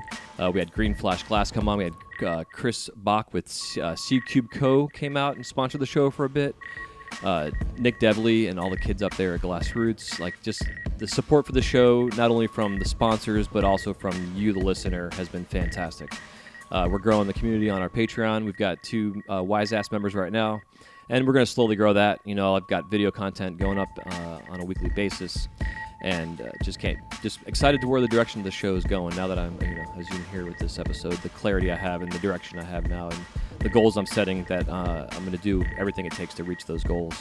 And a lot of the goals have to do with the show and things going on with it. So again, thanks so much for listening and tuning in this time around. And as always, if you can go on iTunes or whatever your podcast app is and leave a review for us, even if it's just clicking on the little stars, it definitely helps out the show. It gives those hosts an idea that the show is being listened to, besides the download number, but also just by the actual interaction with you and the show itself. And you can go on our Patreon page. It's patreon.com/WiseGuyRadio. I'll have all the links for all that in the show notes. I'll have all Rashan's information in there as well. That way, if you want to contact him again about traveling and with your torches and whatever, he's always posting up fun stuff in the Torch Talk groups or on his personal page. So until next time, thank you so much for tuning in to episode 200 of the Wise Guy Radio Show, and we will see you next time. Have a wise day, and we'll talk to you soon. Love you so much. Bye-bye.